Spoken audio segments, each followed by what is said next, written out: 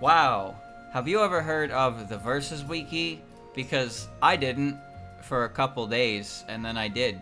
And it turns out it's one of the greatest wikis on the planet. But streamer, it's a fandom wiki. You shouldn't be using that. That's okay, it's due to shut down eventually anyway, so you might as well make a quick buck off of it. Wouldn't you say, chat? Wouldn't you agree, chat member? Anyway, this wiki is, I think it's supposed to, like, accurately, or using that word loosely, portray or, like, you know, figure out character power levels, but all different universes, and we're gonna look at Touhou's! Yeah! Cause Touhou's here! And, whoa! Whoa, is that gonna work? That's cool, I full screened OBS and my computer could not handle it. Classic. So yeah, we're gonna see, cause Touhou is known for being, you know, it's a series with tons of power. But we don't use that power in Touhou, so characters can be as powerful as they want. We'll see what the Versus Wiki has done. But first, we will...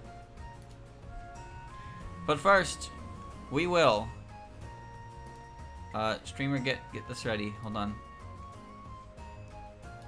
Hold on, my OBS is like going a mile a minute. Wow, it's such a piece of shit! Okay. Alright.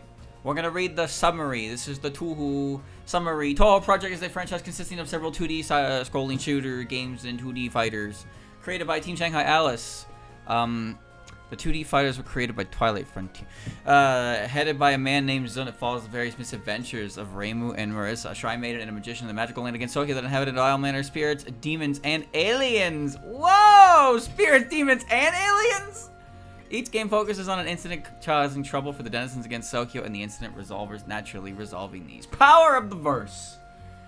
Despite its outward appearances, Touhou Project is a verse where some characters possess hacks such as soul absorption across interdimensional ranges. What do you mean soul absorption? What? Soul manipulation? Wait, these are two different words.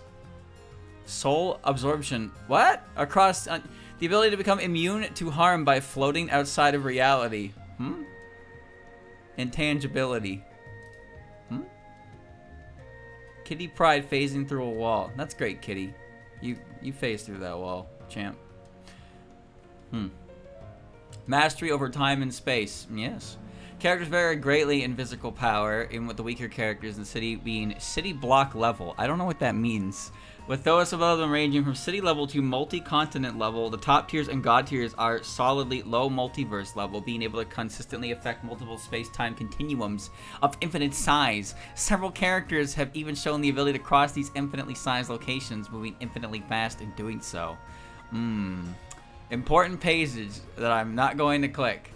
Calculations. Cirno creates a big ice block, then throws it. 33,969.7 joules. What is a joule, chat? What is a joule and what is a wall level? I don't know what that means. Sumereco pulls down radio towers. 3.7651268745 megajoules. Yukari makes trains explode. 0.7568335,363 tons. Where are they getting this number? Nitori creates a tsunami. Cirno creates an ice hill. Nitori creates a water dragon. Utsu creates a subterranean sun. 2.93 exatons. Yumemi puts the moon in synchronous orbit. 109.69 zetatons. I don't remember her doing that, but okay. Suika creates and throws small black holes at sub-relativistic speed. 726.07 quitatons. And Byakuren rotates the entire sky. What? What? Byakuren rotates the entire sky. Okay, I don't remember her doing that. That's pretty good. It's pretty good power. Okay. Terminology. Wow, none of this matters, chat. We know all this because we are Touhou fans. Alright, look at all the characters. So like I said, chat, I'm taking recommendations, but we're going to start, obviously, with Reimu and Marisa, because they're going to be chunky. Let's start with Reimu. Here we go. I am the Shrine Maiden of Paradise, Reimu Hakurei. I'll protect the barrier no matter what, said Reimu. Did she say that, chat? Can anybody guarantee this was a quote said by Reimu herself? Summary. Reimu is a Shrine Maiden of the Hakurei Shrine and the main protagonist of the Touhou series. Along with her friend Marisa Kirisame, she is exceptionally talented and gifted, but her laziness makes her hate training. Correct! Despite that, she resolves incidents anyway. She's friendly and gets along with everyone. When do you think this was written? Including yokai. This passive attitude towards monsters doesn't sit well with most of the humans against Sakuya, which means her shrine doesn't get many visitors or donations. Friendly is not the word I'd use to describe Reimu. Just saying. Anyway, power and stats. Tier 2C. What does that mean? I don't know. Age at least in her 20s. True! So true. Classification, human shrine maiden. Very good. So to Sumireko when Sumi tried to blow herself up. Oh, okay. Alright. Base. Now, how the fuck can I read all this? Look at this. What is this? Am I gonna read all of that? Oh my god. Alright, we're... Buckle in, chat. Buckle in. Superhuman physical characteristics. Flight, Danmaku, made up of Fuda, sealing needles, and spirit energy orbs, much of which homes in on target. Spirit manipulation, magic. Extrasensory perception. Magic users are sensitive to changes in temperament. A causality. Types 1 and 4, unaffected by cane erased in the human village from history. Why would she be? Nobody was! Exists within the Hakurei barrier. What? Yes. Everybody in Gen Saokyo does, which created a world with different flow of time and different physical laws. That... Technically? Yeah? No, I can't argue that. I can't argue that. Could act normally with an Aante. Why wouldn't you be able to? Unless you're talking about the moon room, where Kaguya was, in which case, yeah, that's true. Which exists outside of time and causality. That's Kaguya's fault. Accelerated development and reactive evolution, passive ability statistics, despite being incapable of gaining any lasting benefits from training. Yeah. Yeah. Reimu is said to possess heaven-granted genius that allows her to master skills like martial arts or black magic, even with a complete lack of knowledge. There's a source tied to this. I'm going to click it. Immaterial and missing power afterward. There's... Chat, is that true? Is that true? It's cited.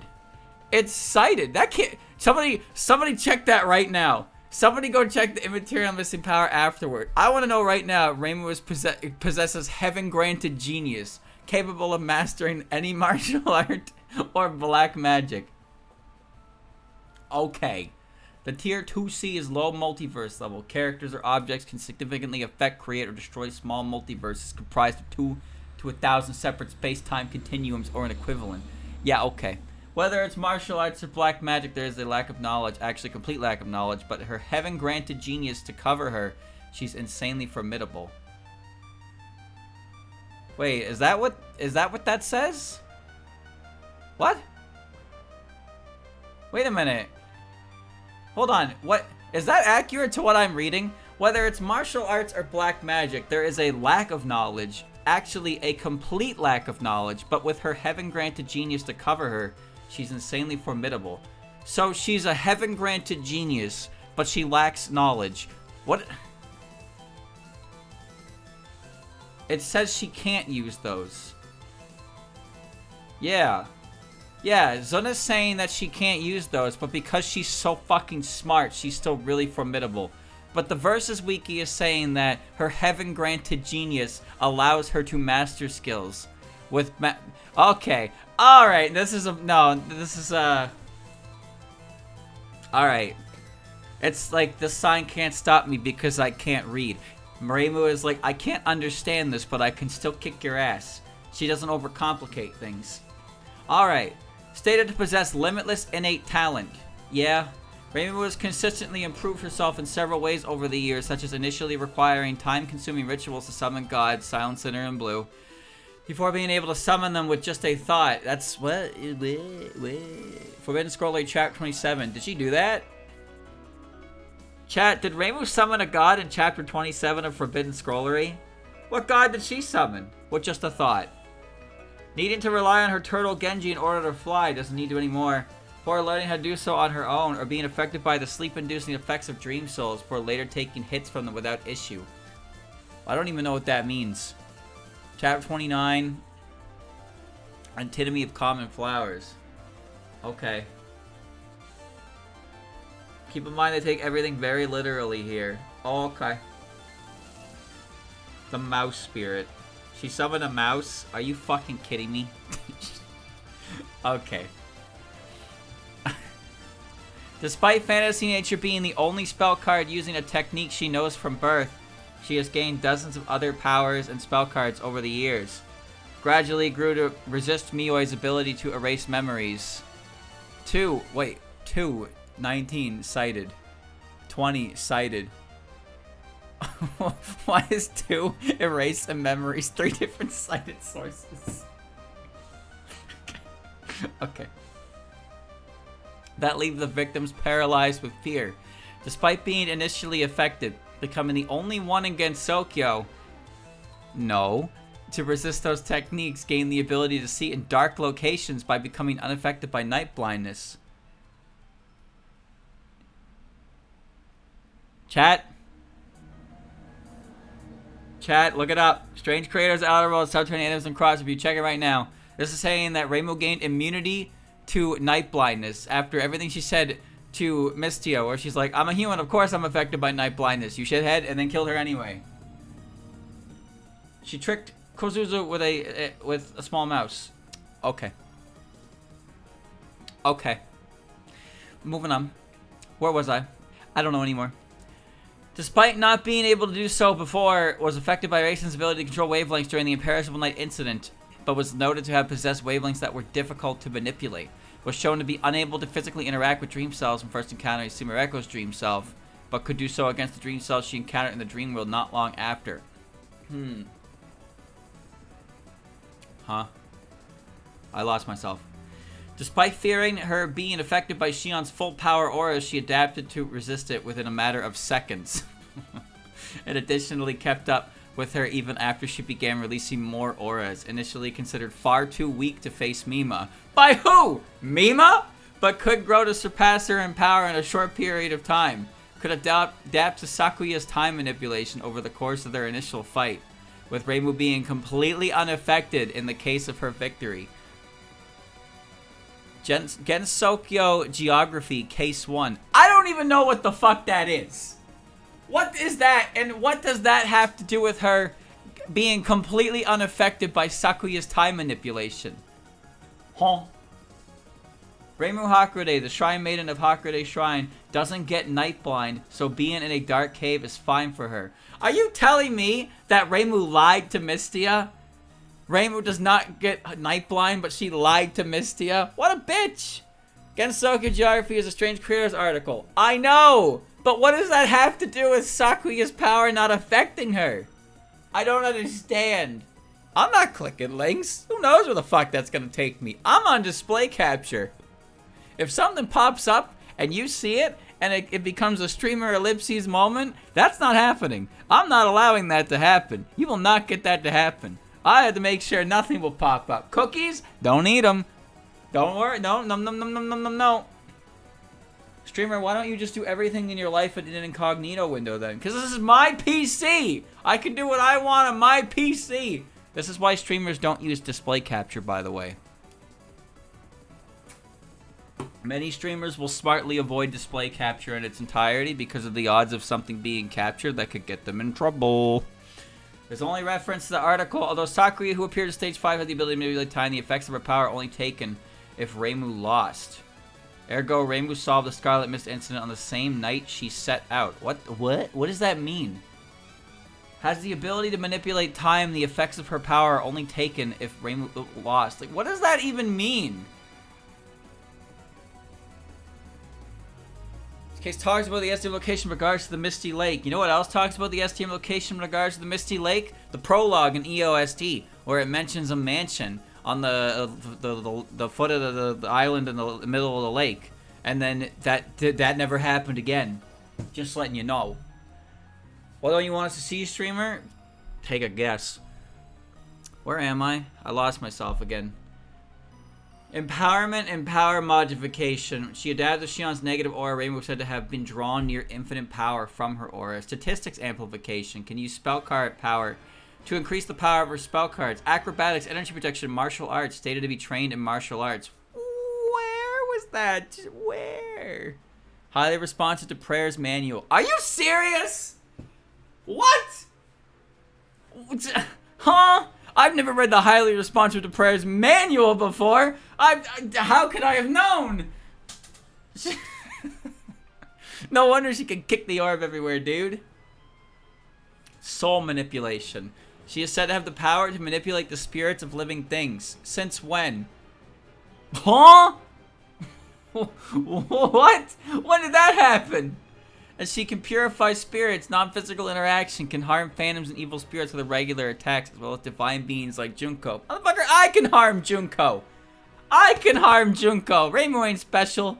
Conceptual manipulation, limited creation, type 1, can control boundaries. A technique that Okina directly compared to Yukari's boundary manipulation. The process of creating a spell card requires giving it a name to define its form and power, not unlike how the gods gave names to everything at the beginning of reality to give them forms from nothingness, albeit on a much smaller scale. 41, 42, 43. Okay, thank you. Further powerful modification. Spell card users are capable of changing the traits of any attack or ability by naming it, being able to turn ordinarily lethal attacks into non-lethal ones, or severely restricting the potency of an ability by gamifying it. Force field creation specializes in the creation of barriers, using them both offensively and defensively. She passively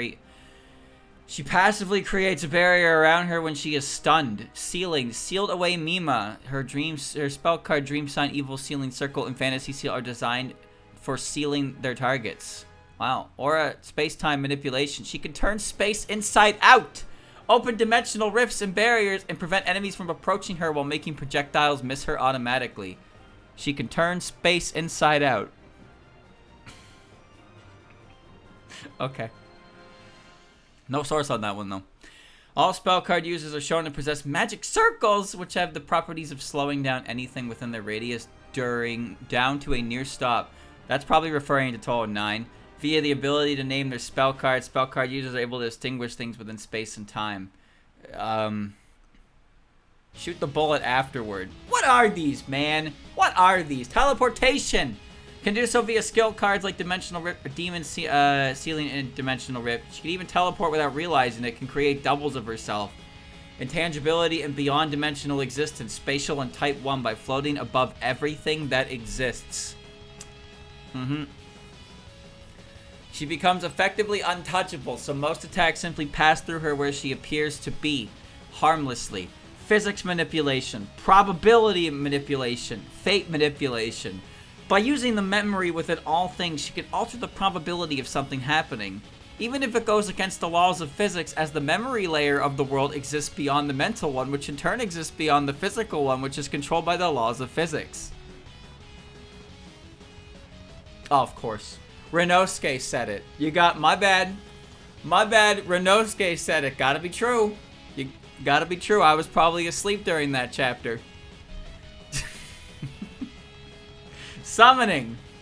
Can summon gods to inhabit her body, granting her access to their powers. Perception manipulation. Her spell card Divine Spirit Fantasy Seal Blink can cause people to see multiple copies of herself. Dimensional travel brought her physical body to hell. That did happen. Yes. Implied to have entered the land of the back door unassisted. Holy manipulation. As a shrine maiden, she can perform exorcisms and blessings. Light manipulation. Her fantasy seal is described as being made up of light bullets. Divination. Empathic manipulation. Capable of performing accurate fortune telling. That was true. That was a chapter in Wildhorn Hermit. Which requires manipulating emotions. What? Who said that? Forbidden Scroll chapter 25. Wildhorn Hermit. What? Oh, I guess that's... Wait, that's... No, that's referring to the fortune teller's chapter. But the fortune telling doesn't require manipulating emotions. It was the fortune teller manipulating emotions to revive. I don't think that had anything to do with his fortune telling, right? I don't think so anyway. Because the whole reason the fortune teller came back was because he left behind his fortunes, and he left a bunch of scrawlings, and he made a gateway basically The idea that you can come back and become like a vengeful spirit if something of yours is used, but it's not like fully given credit. So he intentionally set that up so the scrawls were ignored, so he could like come back on a grudge. But he maintained all of his mental maintained all of his mental factions, and then he came back and was like, haha, I'm back. And then Reimu was like, haha, no, never mind, you're dead, bitch. Didn't you know divination requires that one be able to manipulate emotions? The fortune teller. Oh, he did say that, huh? Okay, all right. He did say that. He's right. I can't say he's wrong, because he came back and that's literally how he did it. He did it by manipulating emotions. So you got me. I'm caught. My hands up. I'm caught. I lose. Passive power nullification. 4D can destroy magic seals. Reimu does have a cheat ability where she can break any seal ever. Nullify the barrier separating against Sokyo in the netherworld. Yep, she did that too. This ability is seemingly passive. Well, no, she can use it. Reimu believed there simply never was a barrier blocking the entrance to the netherworld to begin with. Oh, okay, you're talking about that one. Implying it was nullified before she was even aware it existed. Didn't Yukari fuck it up? I thought the whole reason that event happened was because Yukari weakened the border between it. So that's why they could even take the spring from Gensokyo. Marisa flies over the door and Reimu just goes through it. Because the whole point is that at the extra stages, Reimu goes to get Yukari to repair the barrier. And then Yukari doesn't really do it that well. So they're still connected. This was noted to have thinned the barrier between worlds, making travel between the two possible. No, I'm pretty sure that was Yukari's fault. With the netherworld having formerly been treated as an otherworld and therefore a different space-time, 4 different cited sources, by the way. Reimu's Ofuda can nullify enemy projectiles, that's Touhou 1. Reverts Tsukumogami back to their original forms. I have no idea what that's citing, but it's probably forbidden scrollery. Or prevent objects from turning into Tsukumogami entirely. Portal creation, BFR. She can create gaps, which act as portals to allow her to teleport freely. If that says subterranean animism, I'm gonna scream. Okay. Alright. You got lucky. Oh, I'm on the wrong one. Forbidden Scrollery, Chapter 51. Never mind, Reimu has the ability to create portals and teleport without Yukari's help. Alright, you got me. You got me. An urban legend in Limbo, her last word can banish her opponent inside one of these gaps. Oh, I guess that's true, actually, huh? Breaking the fourth wall, aware that she is playing the demo version of Embodiment of Scarlet Devil and speaks directly to the player in the manual of Story of Eastern Wonderland. I didn't know that. Limited mind manipulation. Her Ofuda do large amounts of mental damage. Weather manipulation can control the boundary between seasons. Astral projection can act independently even when her soul is separated from her body. When did that happen? There is no cited source on that one. Instinctive reaction can attack even when completely unconscious. Yeah, that's fantasy nature. Platform creation can create footholds in midair with floating wall jump. What? What? What do you mean? She can fly. Weapon control can make her Gohei speed on its own as an attack. She can do that, but I thought she could only do that because it was possessed by the... Like, it was affected by the mallet's power, right? I don't know if she can do that anymore. Subjective reality can form barriers solely from her willpower. Status effect inducement can stun opponents with cautionary border. I mean, I guess that's a status effect, but if I hit you over the head with a mallet and you go, oh god, I'm very dizzy, I don't think it, I don't think that means I can inflict status ailments to you. I think it just means I hit you over the fucking head with a hammer. Alright. She can spin it for a ground attack, but that seems to be like a little move. Yeah, that move also has no hitbox directly in front of her. It's fucking garbage. It's such a bad move. After image creation can create after images while flying. Hammer space can store giant yin-yang orbs. Who the heck knows where? What? The Grimoire Marisa. Oh yeah, I guess Marisa would say something like that. Enhanced senses. Saw Kasen's non-existent true form. Was able to see through an illusionary moon in a Tanuki's illusory disguise. Can see in dark locations easily, not affected by night blindness. That's the second time that's been put there. Transmutation can turn enemy projectiles into water by grazing them. Yes. Yes, she did do that. That's 17.5. Regeneration negation. Mid-godly. Reimu was able to kill the fortune teller after he turned into a yokai merely by cleaving his skull. Merely!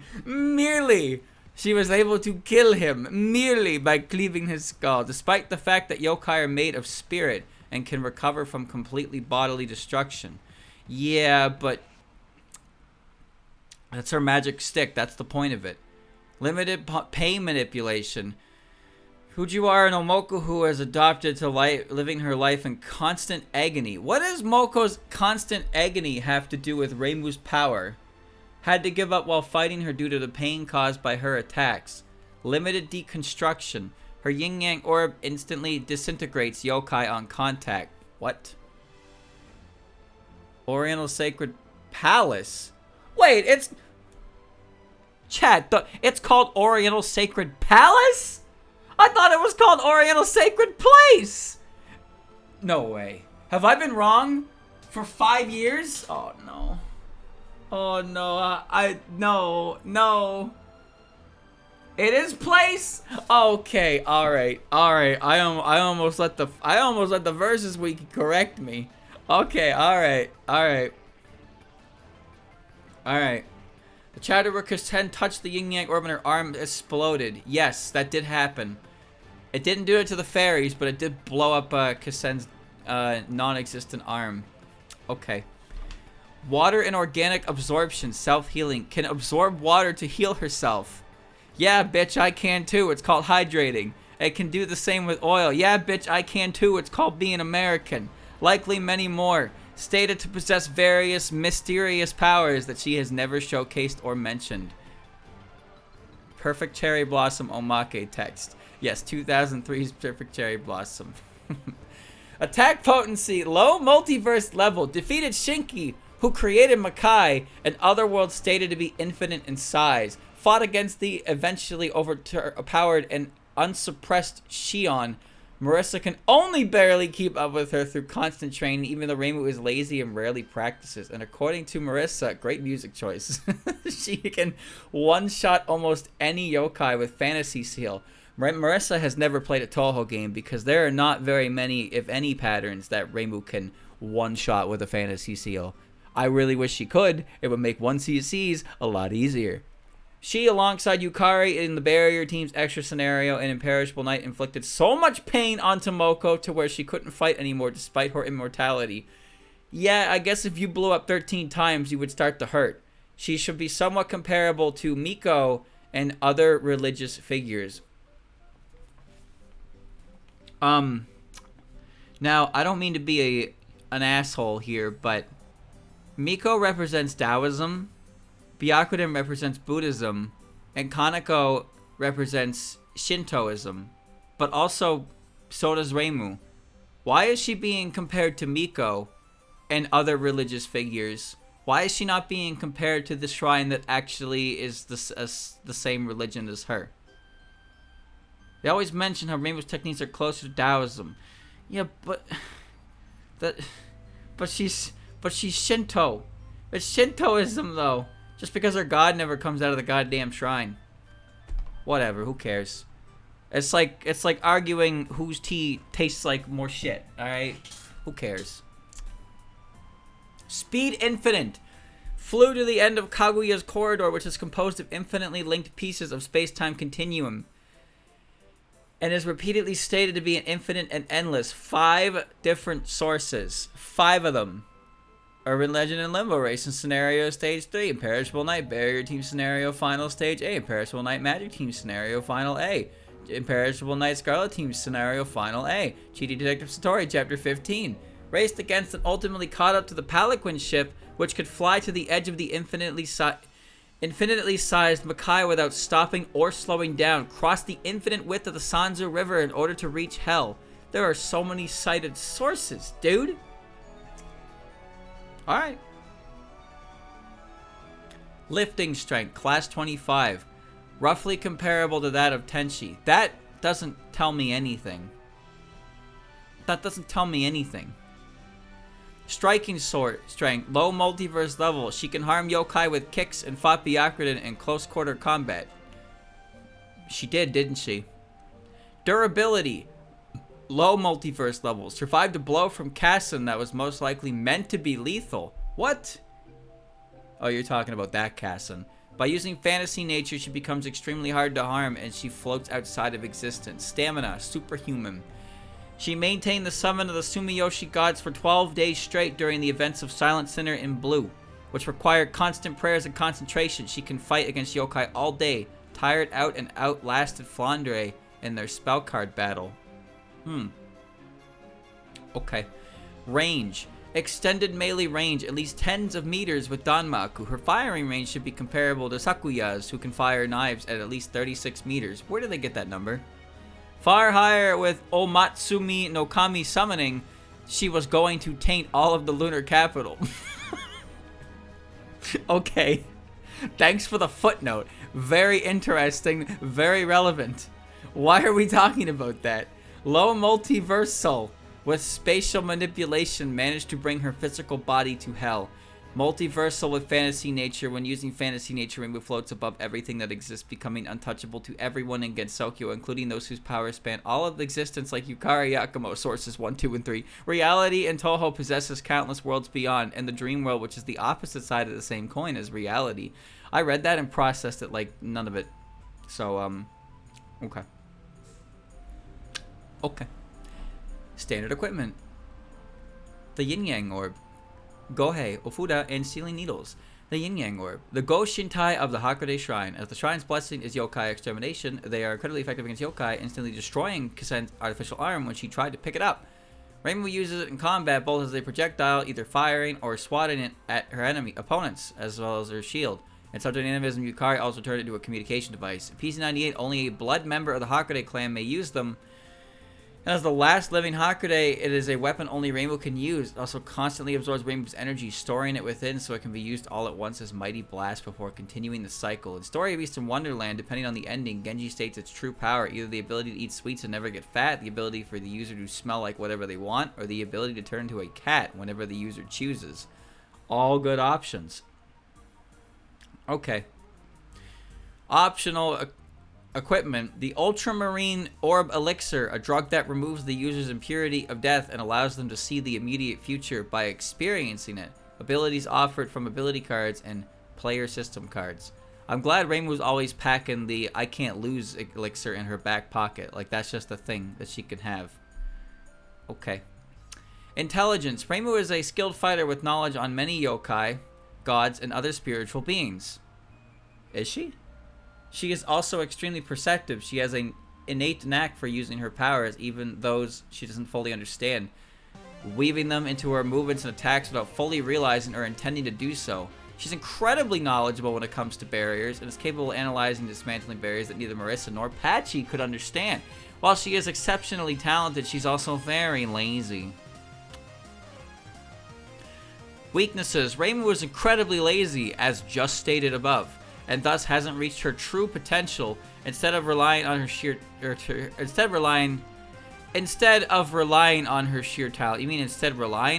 talent?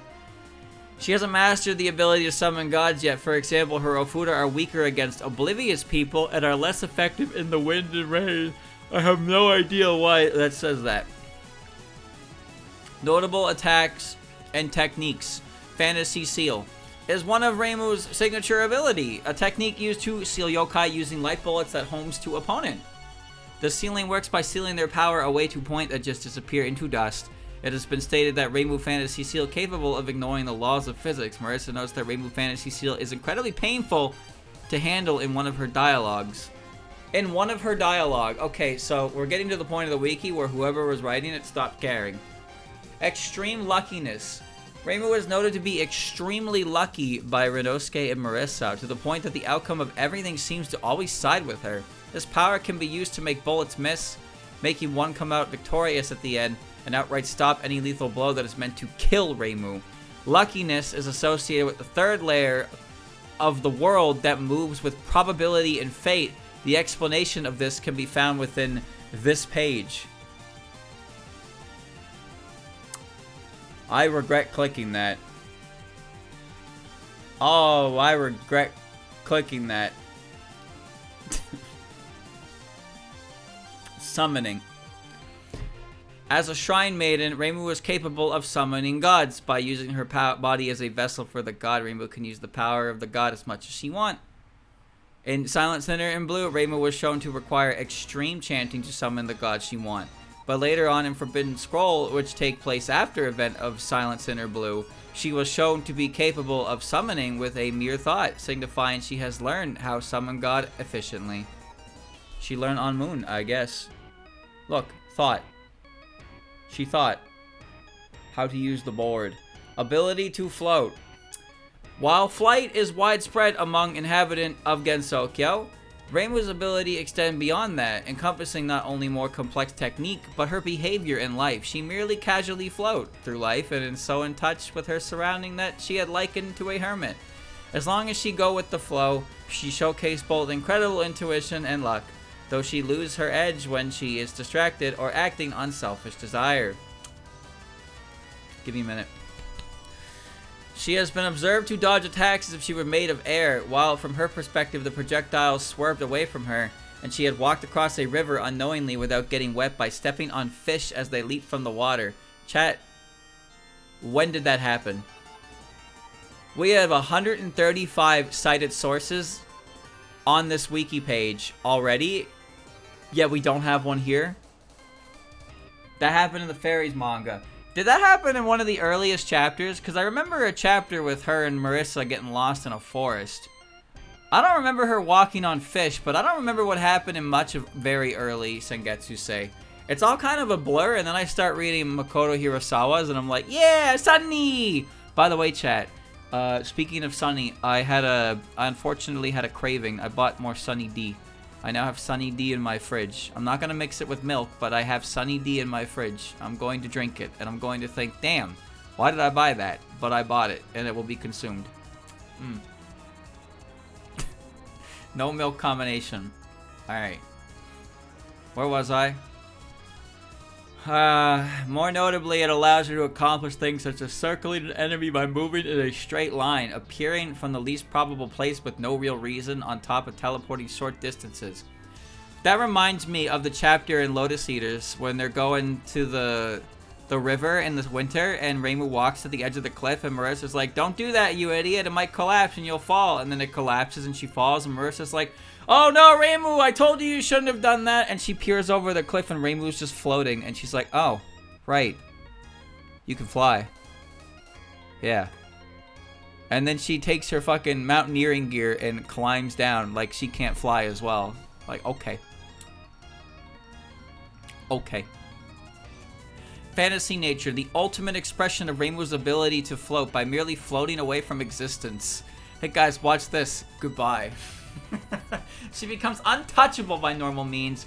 It's been stated that no one in Touhou could hit her while she's using fantasy nature, but this is likely hyperbolic. Oh, this is okay. She can use this ability indefinitely, and it's not a spell card, but instead an innate power of Reimu's that was named by Marisa and given a time limit for use as a spell card. While she uses it, Danmaku automatically fires at her opponent. In Scarlet Weather Rhapsody, she uses it differently. Instead of surrounding herself with 7 yin-yang orbs that light up as she damages her opponent, once all 7 have been fully charged, it causes a gigantic explosion that envelops Reimu's surroundings. Yeah. Alright. Aura manipulation. In the Omake text of the embodiment of Scarlet Devil, Reimu is said to be capable of manipulating the spirits of living things, but the ability has never been mentioned again or displayed at all. You know, when the wiki's right, the wiki's right. Zumbi's saying some random ass shit in early Touhou and then never following up on it, huh? I like when you go to Zun's emails and it's like, hey Zun, can you tell us about Sakuya and all the implications you wrote for her? And Zun's like, no, I don't think I will, because maybe I'll do it later. And those emails are from like 2005. So, Zun, when's later? It's almost been 20 years, buddy. When is later? Anyway. Barrier creation. Reimu is incredibly well versed in the use of barriers, having an in-depth knowledge of how they work that allows you to analyze and take down barriers not even Marisa or Patchley can understand with ease. such as the Netherworld's barrier. I swear to God that was Yukari's fault. As she explains to Marisa, a barrier acts as a border between things. On top of using them for protective purposes, Reimu can also utilize them as attacks, opening them up at short distances to injure her opponents and knock them back. Shrine Maiden powers. As the Hakurei Shrine Maiden, Reimu can handle the Yin-Yang Orb along with other duties of the Shrine Maiden, such as performing exorcisms and blessings. She can invoke the native gods of Gensokyo into her body for various effects, but she has not practiced this ability very much and has thus not come anywhere close to mastering it. Skill cards. Alright, well I'm not going to read these, chat, because these are literally just explaining her moves.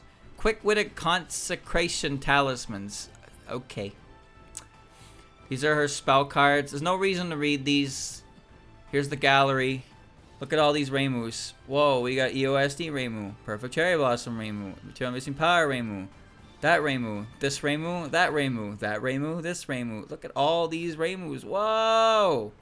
Whoa, Bohemian Archive of Japanese Red Reimu, which is just the Touhou 9 Reimu? What? Okay. Alright. Curiosities Reimu, yeah. Perfect Memento, yeah. Who's Who? Reimu's Sigil. PC98. Yeah, Reimu's appearances. Look at her toesies. Mystic Square. Her themes. It's all here. It's all here. It's all here. It's all here, man. It's all here. Notable matchups.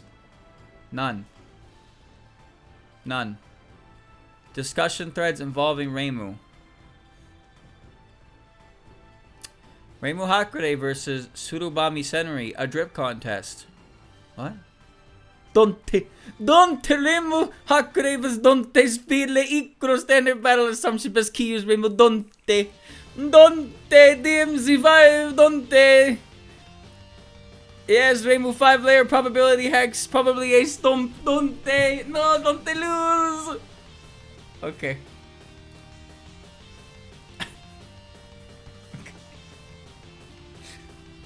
Okay. Alright, chat. What'd you think?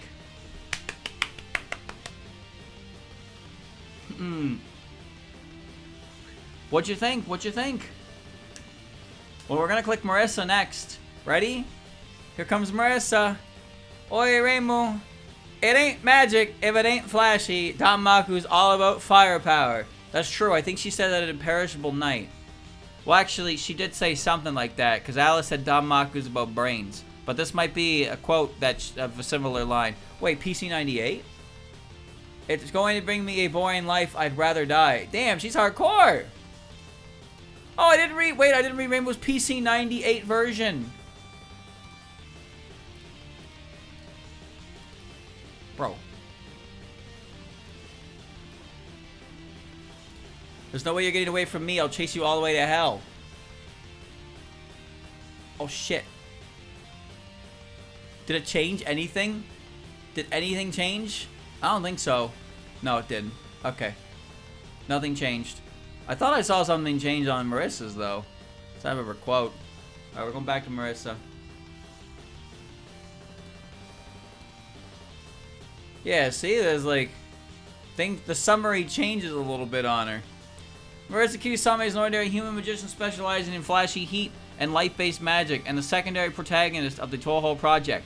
She is a notorious and proud thief, and has built herself up as a great magician through nothing but hard work and dedication to her craft. True. It's true, it's true. Oh, you're right, it is just layer shifting. You're right.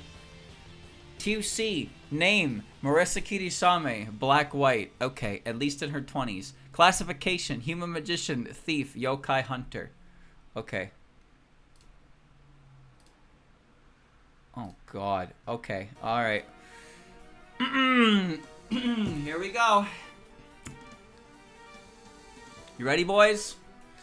Superhuman physical characteristics, flight, magic, enhanced senses, can see invisible beings such as Junko. Junko's invisible? Chat? Is Junko invisible? Because I can see her. Are you telling me that she was invisible the whole time? She's invisible to Lunarians. Phew! Thank God. Good thing I can see her then. Extrasensory perception. Magic users are sensitive to changes in temperament. Sensed a strange power from Junko and sensed the magic flowing out of Narumi's back. A causality, types 1 and 4, unaffected by... Yes. Which create a different flow of time, physical... Yes. Give me the new stuff. Have you seen the Junko that hides from Lunarian people? Okay. Danmaku, spirit manipulation, limited creation and conceptual manipulation. Type 1, the process of creating a spell card. I've read this. I've read all this. Power modification. I've read all this. I've read all the blue stuff. Created a force field to block an attack from Kaneko. She did that. Oh, did she? Oh yeah, I guess she did do that, huh? Martial arts? You talking about the girl who flings her ass at people? Passively establishes a barrier around her when she's stunned.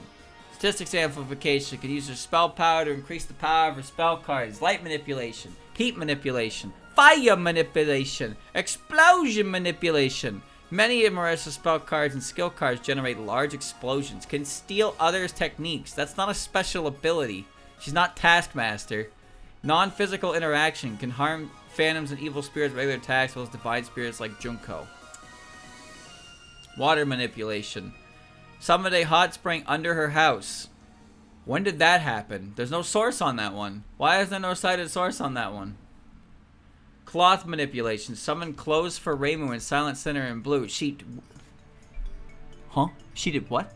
When did she do that? Where's the cited source? You can't just tell me she did that in Silent Center in blue and then tell me to look it up myself. Fucking show me when she did that. When did she do that? The party? Oh, come on now. Like that counts. Like you think, no, you didn't. Oh, I'm getting pissed. I'm getting pissed off.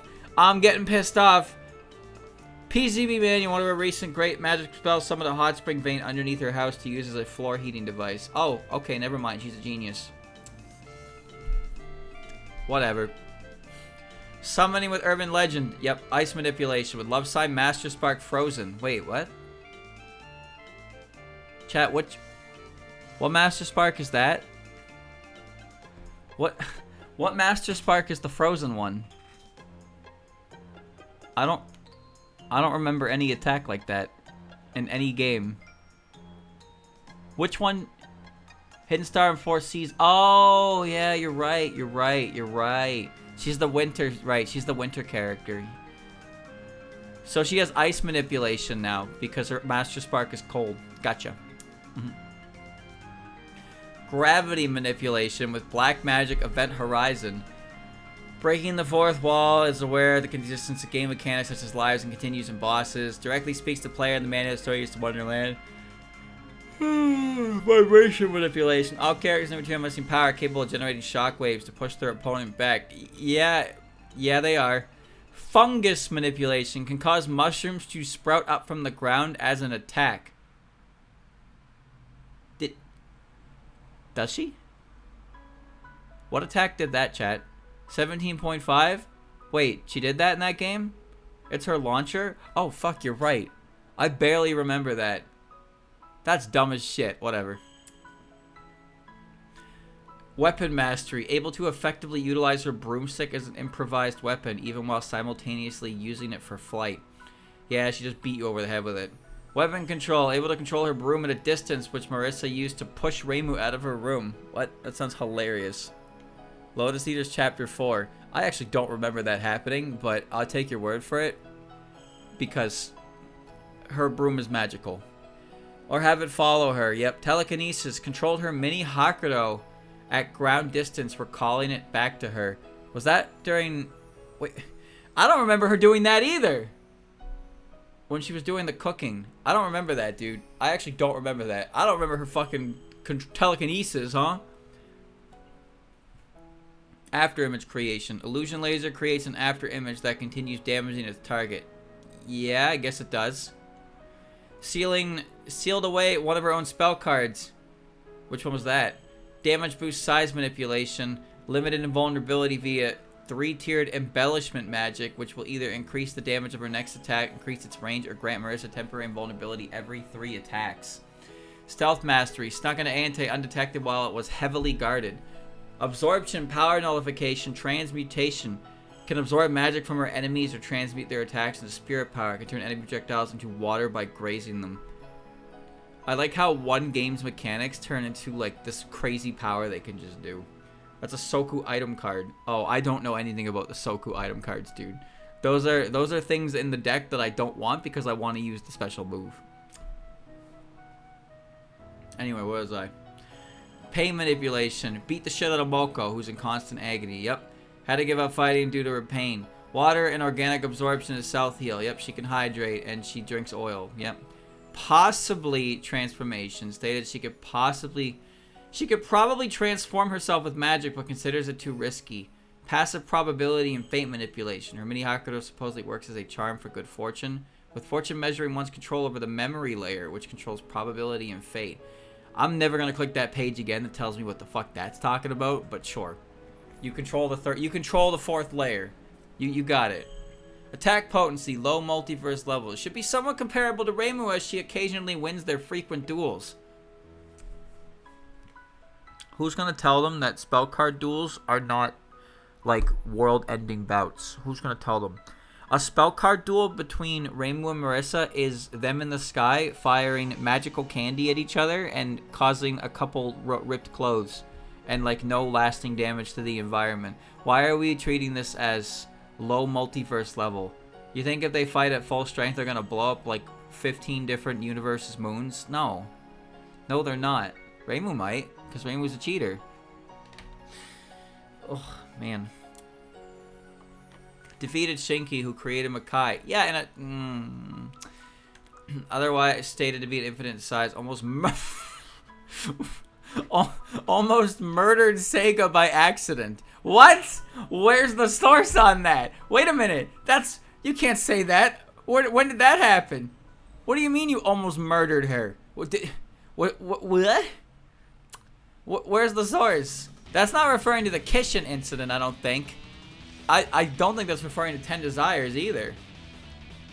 Possible spell card? What is Marisa doing an impossible spell card? I said Sega, not Seija. Sega's the blue lady. She's the one with the zombie and the huge tits. Seija is the other one. She's the one that looks like Shadow the Hedgehog. She, alongside Alice, is the Magic Team's extra scenario and Imperishable Knight, inflicted so much pain on the Moko she couldn't fight anymore despite her immortality. Both she and Alice were stated to be on a similar level to members of the Lunar Capital by Kaguya. Is that a good thing or a bad thing? Huh? What do you mean, huh? Why are you fumodoring me, chat? I gave you an accurate descriptor to the character that differentiates her from the one that sounds similar to the other character, and you're like, streamer? Why are you bringing up the most obvious thing? I don't understand. Why didn't you say literally anything else? Oh, it's the blue lady with the chisel in her hair, and she calls herself Nyan Nyan. She's kind of a freak. No, I told you she wore blue and had big boobs, and you were like, I know exactly who he's talking about now. Yep, yep, got it. But I'm still gonna Fumodor because this guy is definitely a freak, and I gotta let him know he's a freak, even though I immediately understood who he was talking about by that one little descriptor. Alright.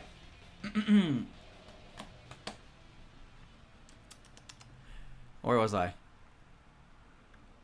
I don't remember what I was talking about. Speed Infinite. Oh, of course. Here we go. Yep. Same things as Reimu. Same things as Reimu. Same things as Reimu. Literally all the same sources as Reimu. Lifting Strength Class 25. Comparable to Tenshi again. Damn. Okay. Durability. Low multiverse level. Survived a serious attack from Kaneko. Okay, yes, when she got hit by a fucking giant log, I guess. Stamina superhuman. Climbed the entirety of Yokai Mountain. She flew. She flew. she flew up the mountain. I can't. Superhuman stamina. She flew up a mountain. Oh. Alright. Range. At least tens of meters with regular Danmaku. Her firing range should be comparable to Sakuya, who could throw knives at least 36 meters. Thank you, Sakuya, for being the That's the measuring stick. Because Sakuya's 36-meter throwing knives. Great. Planetary with Master Spark. Pardon? Commented that her laser would turn up a few heads on the Earth when it was reflected by Yorihime on the moon towards the Earth.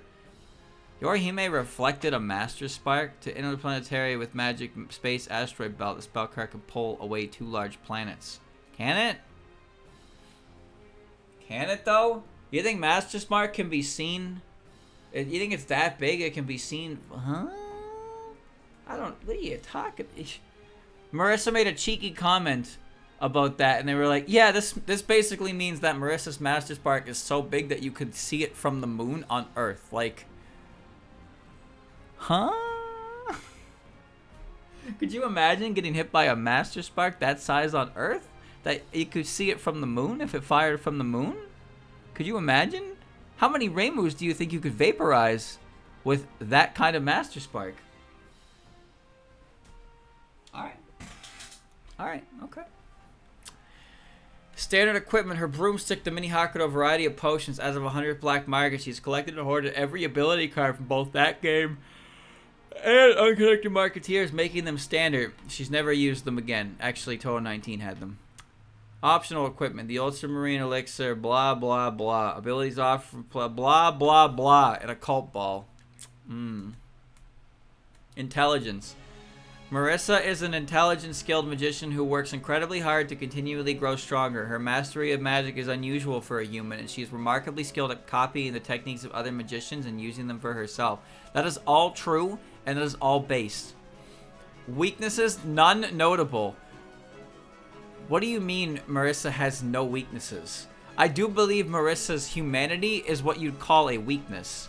Oh shit, sorry Reimu, I'd love to fight these big bad guys, but you know, I am a human and you are a cheater.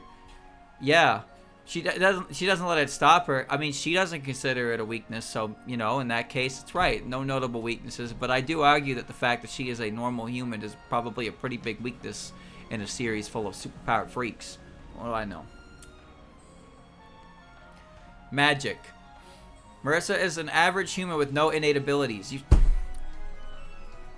Weaknesses, none notable. Immediately the next sentence, Marisa is average with no innate abilities. No weaknesses, by the way. No weaknesses. Oh, of course. She has trained herself in magic using exotic mushrooms as ingredients and her mini Hakurei as a power source. The majority of her spells rely on power over finesse and are themed after stars and other astronomical phenomena. Despite her best spiritual affinity being with water, her preferences lead her to rely mostly on light and heat magic. What do you mean her best spiritual affinity is water? Chat? What does that mean? Does that mean that in 17.5 she drank water and attacked people? Is that what that means? Her temperament? Okay, listen, her temperament is... her temperament is Kirisame. I'll give you that. But... Really? Alright. Patchy says she is water-coated. No shit, really? Alright, got me, caught me. Streamer has no fucking idea what he's talking about. He's a fake fan through and through. Every time he says something, chat is clapping back and telling me I'm wrong. I just gotta hold that. Alright. Her preferences led her to rely mostly on light and heat magic. As a result of her research, Marisa is also knowledgeable in explosives. Marisa is an Eastern magician who takes on a Western approach to magic, the opposite of Patchouli.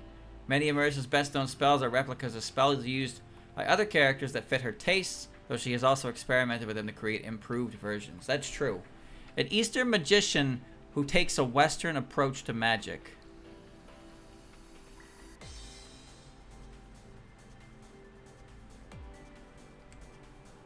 I don't really have a comment on that. I'm just trying to think what a Western approach to magic is. So it's like fucking cooking things up in a pot with ingredients like witch's brew. That's considered Western magic. Does Eastern magic not really do that? No, I get it, but I don't get it. You know, I'm trying to figure out how that works because Patchouli uses alchemy, right? Well, yeah, okay, Patchy uses the 5 Chinese elements, but I thought she was more alchemy. She's got those stones after all.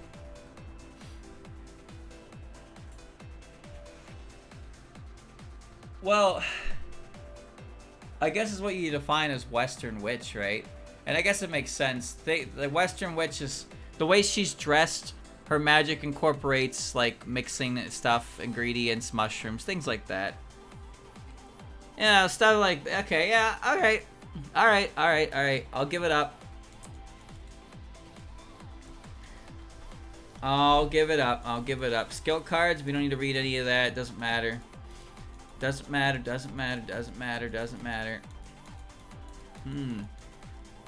She stole the technique from Yuka. She sure did.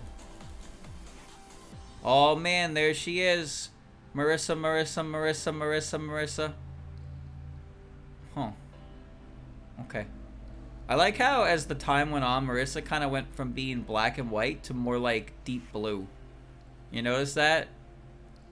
Like she just kind of started having more blue focus instead of hard black. But there were moments where it swapped around, I suppose. Alright, okay, alright. Okay. Those are her themes. Wait, you got all 5 there? You got Love, Color, Magic. Oh, you don't have Dim Dream. What? They don't have her theme from Touhou 3.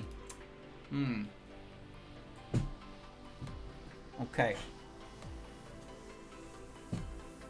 Well, there you go. The blue is decent. In the fighting games, specifically Urban Legend and Limbo and Infinity Common Flowers, Marisa's main outfit is blue.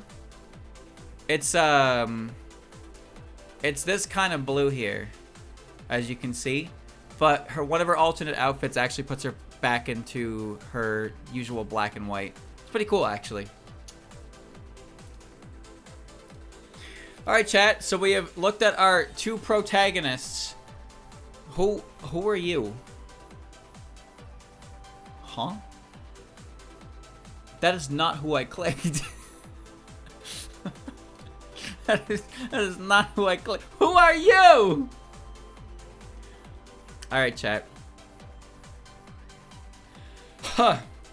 Who do you want to click next? Kogasa? Someone did say Kogasa earlier. We'll click Kogasa. Alright, we'll click Kogasa. Gussy. Gushin Gussy. Alright. Kogasa Tatara. No quote.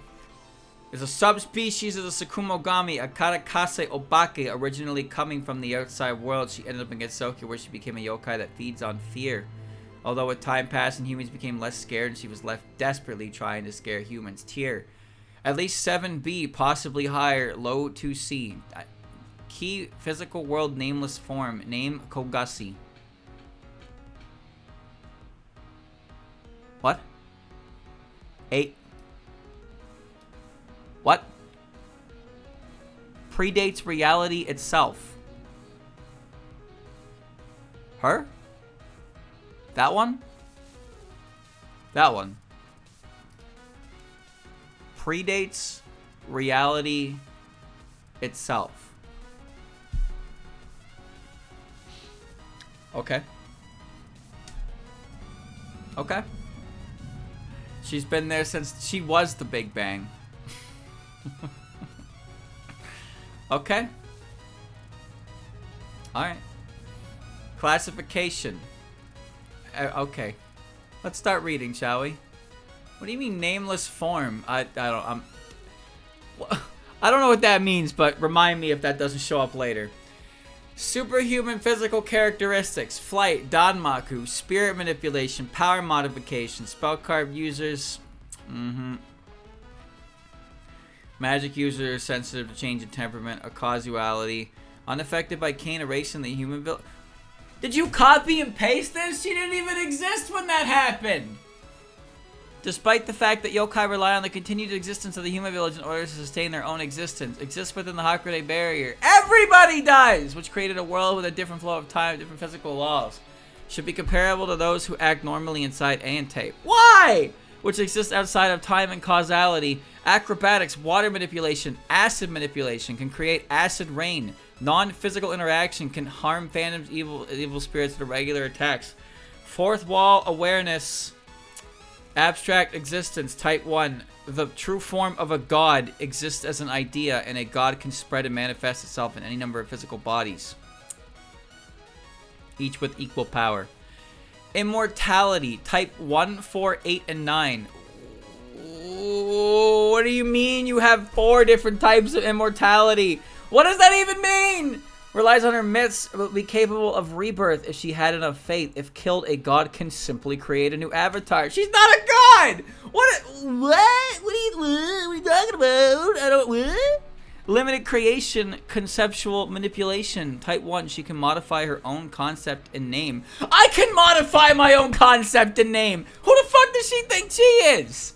When gods obtain a name, they gain total manipulation over the concept of which they are linked. You're not a god! You're an umbrella! The process of creating a spell card requires... Shut up! Shut up, shut up, shut up. Shut up. Holy manipulation. Gods can give both blessings or curses. Yeah, but you're not a god or... the resurrection. Probability manipulation and fate manipulation unconsciously controls the memory layer of the world, which affects probability and fate. Enhanced senses. Yokai can see better than humans in the dark of night. Yeah. They sure can. Shape-shifting. While most gods take a human form, the form they take is mostly meaningless. It's not meaningless to me. Upon entering Gensokyo, yokai gain the ability to change their form as they please. Okay. Often choosing to take forms more closely resembling that of humans. Intangibility. Yokai can break themselves down into or regenerate from a sort of black mist. There's what? You can do that? You could just do that? We have an emote for that. We have an emote for that. Me when I want to become Black Mist. They also repeatedly shown to form from the mist out of thin air. I don't think that's true.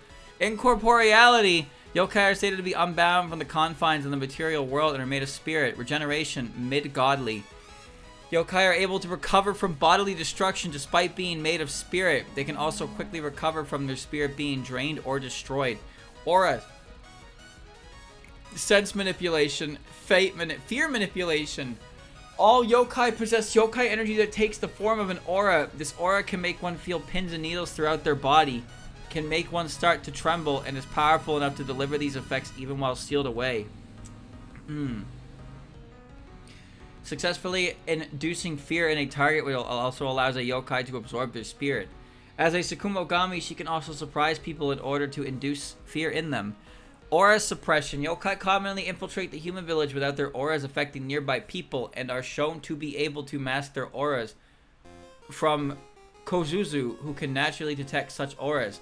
Bro, do you see how many cited sources are breaking up all of that fucking the whole sentence? Look how many citations are there. Kozuzu, who can detect natural auras. Can she? I didn't know she was that good at that. I wonder when she figured out that Mamizo was a yokai. Alright. However, yokai are not bound by this. They can simply choose to be unaffected by such weakness on a whim. Oh, okay. At the cost of the aforementioned empowerment, yokai are even further empowered by the light of the full moon, possibly soul manipulation and mind manipulation and empathic manipulation. It's been stated that most yokai control the world through the mental layer of reality, which moves alongside the spirit and determines the emotion of all living beings. However, it is impossible to know specifically which yokai this applies to. I can tell you which yokai this probably doesn't apply to. There's one! Alright.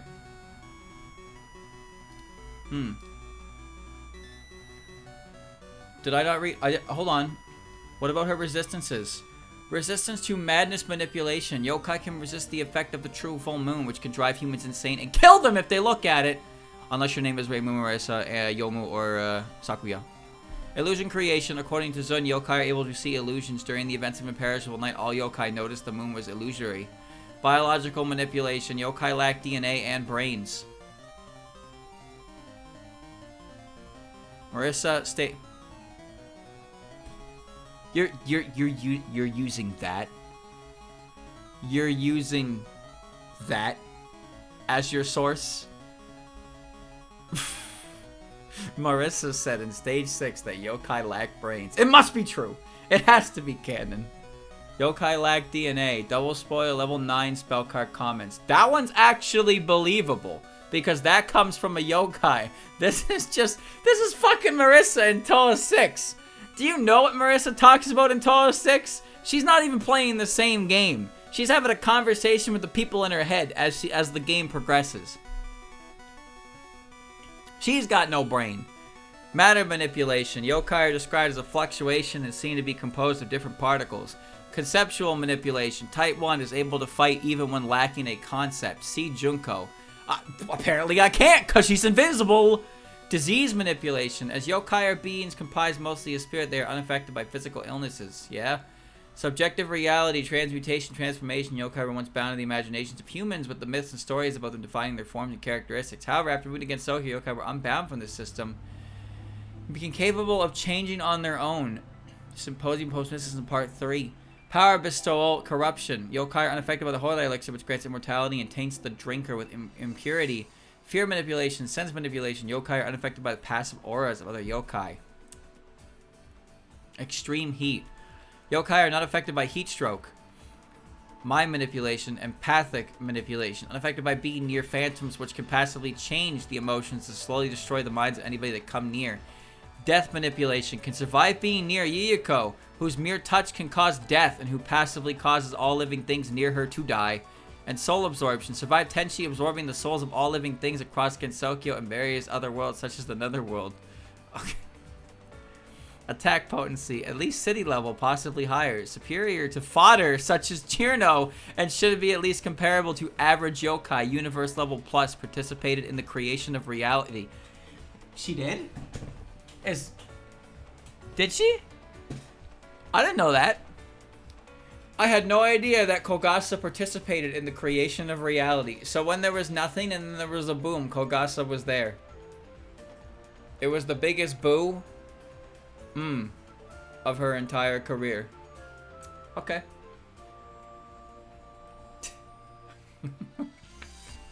Speed infinite. Should not be too far behind high tiers and moon rabbits like Raisin. Well, I imagine if your speed is infinite, then you're... Why would you even bother right? Whatever. For her physical body, omnipresent for her true form, God's exist an idea. Shut up with the God talk, man. Lifting strength, class 5. Striking strength, at least city level.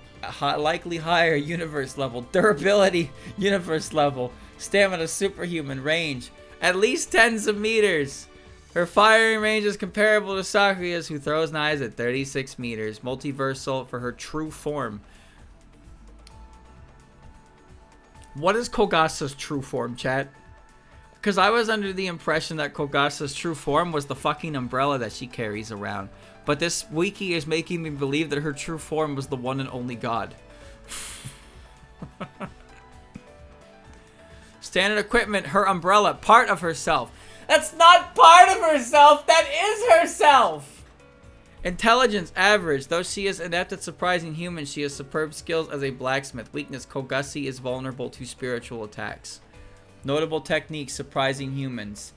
She is adept at surprising humans. Notable techniques, surprising humans. Not an actual ability, but her official ability is to surprise humans. Although she is very bad at this. Although she used it more than once to break the fourth wall and become stronger in-game than she should be. Okay. Now, what is nameless form? Oh boy, I can't wait to read this. This looks like a fucking nightmare. Alright. All previous ability to an unfathomably greater degree except immortality type 8 and 9. Invisibility, immunity to conceptual manipulation type 1. She perceived concepts and is unbounded by it. Abstract existence type 1 is the embodiment of something conceptless. Non-duality type 2. God in the state exists without names. Chat, how is it possible to use this many words and ultimately say nothing? And we're capable of existing in a state of indistinct chaos prior to the existence of names, with names creating all boundaries in existence. Boundaries are effectively the lines between any two things, including those of a conceptual nature such as life and death, master and slave, space and time, truth and falsehood, or existence and non-existence. Without boundaries, everything would simply exist as a singular massive object.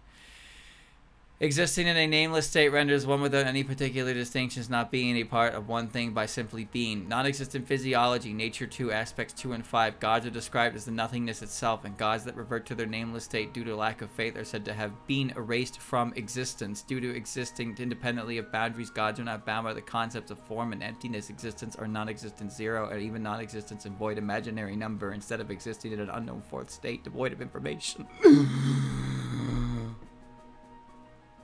And incomprehensible to anything else in existence. Reality warping, void manipulation, physics manipulation, gravity manipulation, soul manipulation, mind manipulation, empathetic manipulation, causality manipulation, fate manipulation, probability manipulation. God created the three layers that compose the world, of which the first is composed of manipulating the physical world of its laws, the second being capable of manipulating abstract concepts such as sorcery, the spirit, mind, and emotions, and the third being capable of manipulating history, causality, and the memory of the world. Creation and conceptual manipulation. Type 1. All gods can give names to things, giving them a concept of their own and defined border. Through this, they were capable of shaping reality from the primordial chaos that was before anything was named and created, from a state in which nothing existed at all. Avatar creation, which given a name to themselves, they create an avatar to interact with the physical world.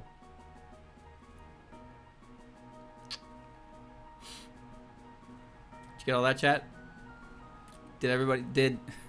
Did everybody follow that? Got it? Alright, as long as you all understand how the world came to be. Because Kogasa was a part of it, and she created this world that you inhabit. So, discussions involving Kogussy.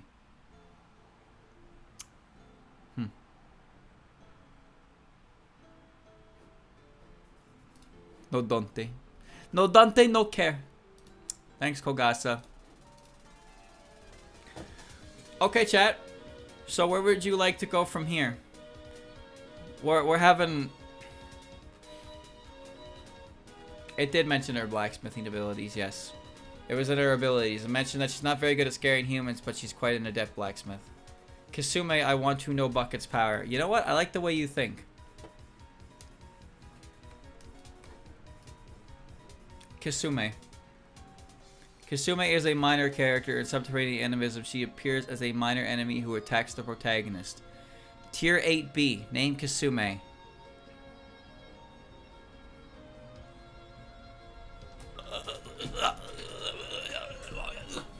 How much of this do you think... How much of this do you think I've actually already read? For the other three I've already done so far. Okay.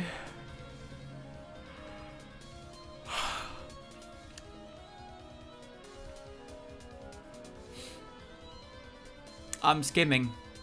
I'm skimming. I see all this shit. I see all this shit I've already read.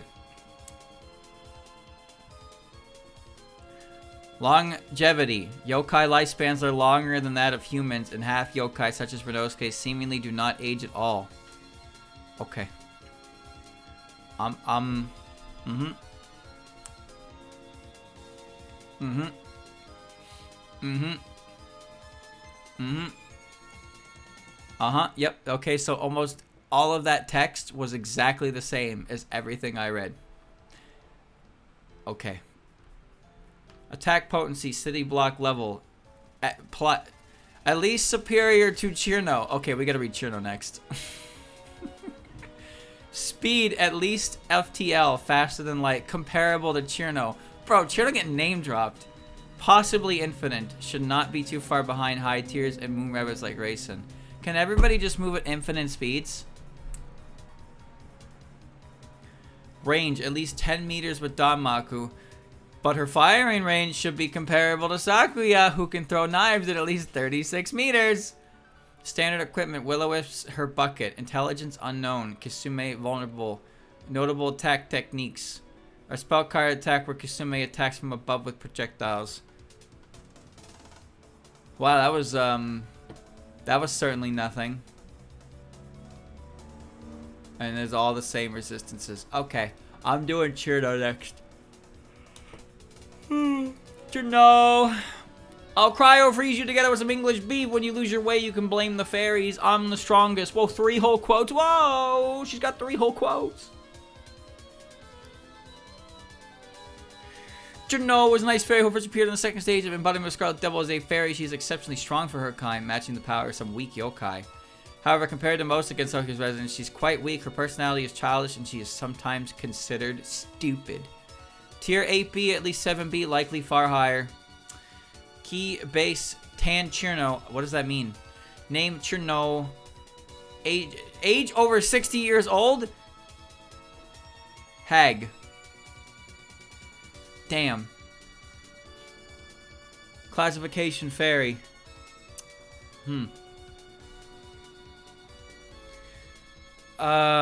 This whole blurb. I want to see the one specifically for fairies. Ice manipulation. Yeah, absolute 0 via freeze sign -K. Cold manipulation can lower the temperature of the area around her or lower her own body temperature.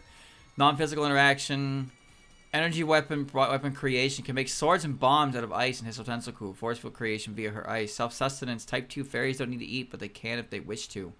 Life manipulation. Fairies embody the life force of nature and passively excluded around them. Plant manipulation. Fairies naturally accelerate the growth of any plant they inhabit. They can cause flowers to bloom. Air manipulation. Fairies can raise winds. Immortality. Fairies can resurrect shortly after their death. They are stated to be similar to phantoms that they have no lifespan. Regeneration. High mid can recover from being cut into pieces. Oh.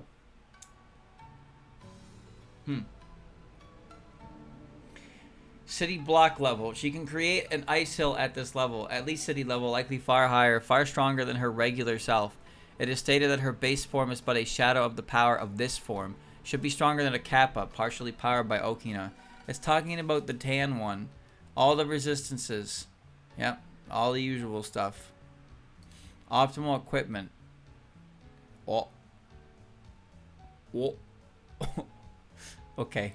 Speed. At least FTL can outspeed particles of light, possibly infinite. Should not be too far behind high tiers like and moon rabbits like Raisin. Infinite should be faster than. I don't even know how to read that sentence.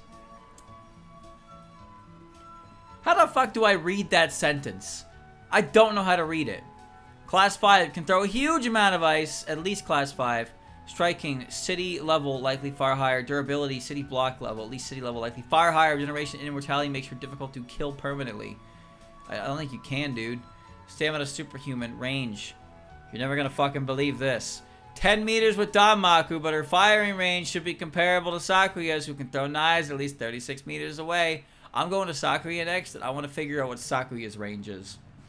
Standard equipment, none notable. Optional equipment, abilities offered by player card systems. Intelligence, childlike, but she knows how to read and count. Damn, good for her. Weaknesses, Cirno is stupid and naive and gets discouraged easily. All true, all true, all true. Notable attack techniques. Manipulating cold. Cirno has the power to manipulate cold to the point of being easily freeze water. She's surrounded by a perpetually chilly aura that freezes her surroundings. She can create large blocks of ice and icicles in an instant. In Fairy War, she was capable of instantly freezing enemy Danmaku. Not if they're fireballs. Not if they're fireballs. Skill cards. Freeze touch me! Okay. Gallery. Victories. Charles Calvin. Henry Stickman. Charles Profile. Well. Tan Cirno and High 8C Charles were used and speed was equalized. Well. Inconclusive. March. Parahumans. Starting distance was 10 meters. Base Cirno used. March had prior knowledge. Speed was equalized. Travis touchdown. No more heroes. Base Cirno and 8B plus no more heroes. 1 Travis are being used. Starting distance was 30 meters. Speed equal. Okay. She never lost. 2 inconclusive matchups though. Okay. Travis touchdown. No more heroes. 1. Normal. Tanned.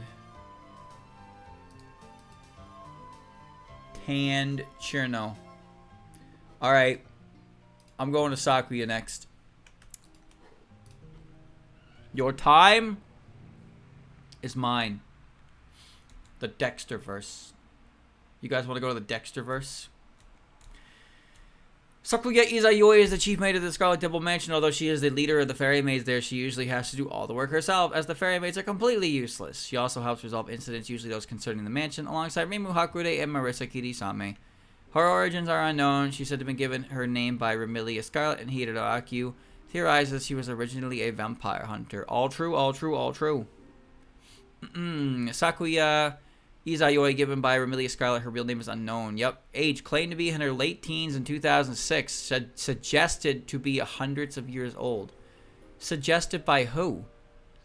You know what happened in 2002? Zun suggested she was between the age of 10 to 20. That's what happened. Classification. Human chief maid of Scarlet Devil Mansion. Base. Oi, oi, oi. Oi, oi, oi, oi, oi. Okay, found it. Space-time manipulation. Can stop, accelerate, slow, erase, reverse. No, she can't reverse time. You can't turn back time. Compress time. Create time suspension fields, materialize knife trails through time lag, can manipulate space. If there's anything that Sakuya's ability cannot do, it is reverse time. You can stop it, you can slow it, you cannot turn it back. Time always moves forward. All spell card users are shown to possess magic circles. Age manipulation. By accelerating time, she can age objects and beings. That is true. She can do that. It's weird.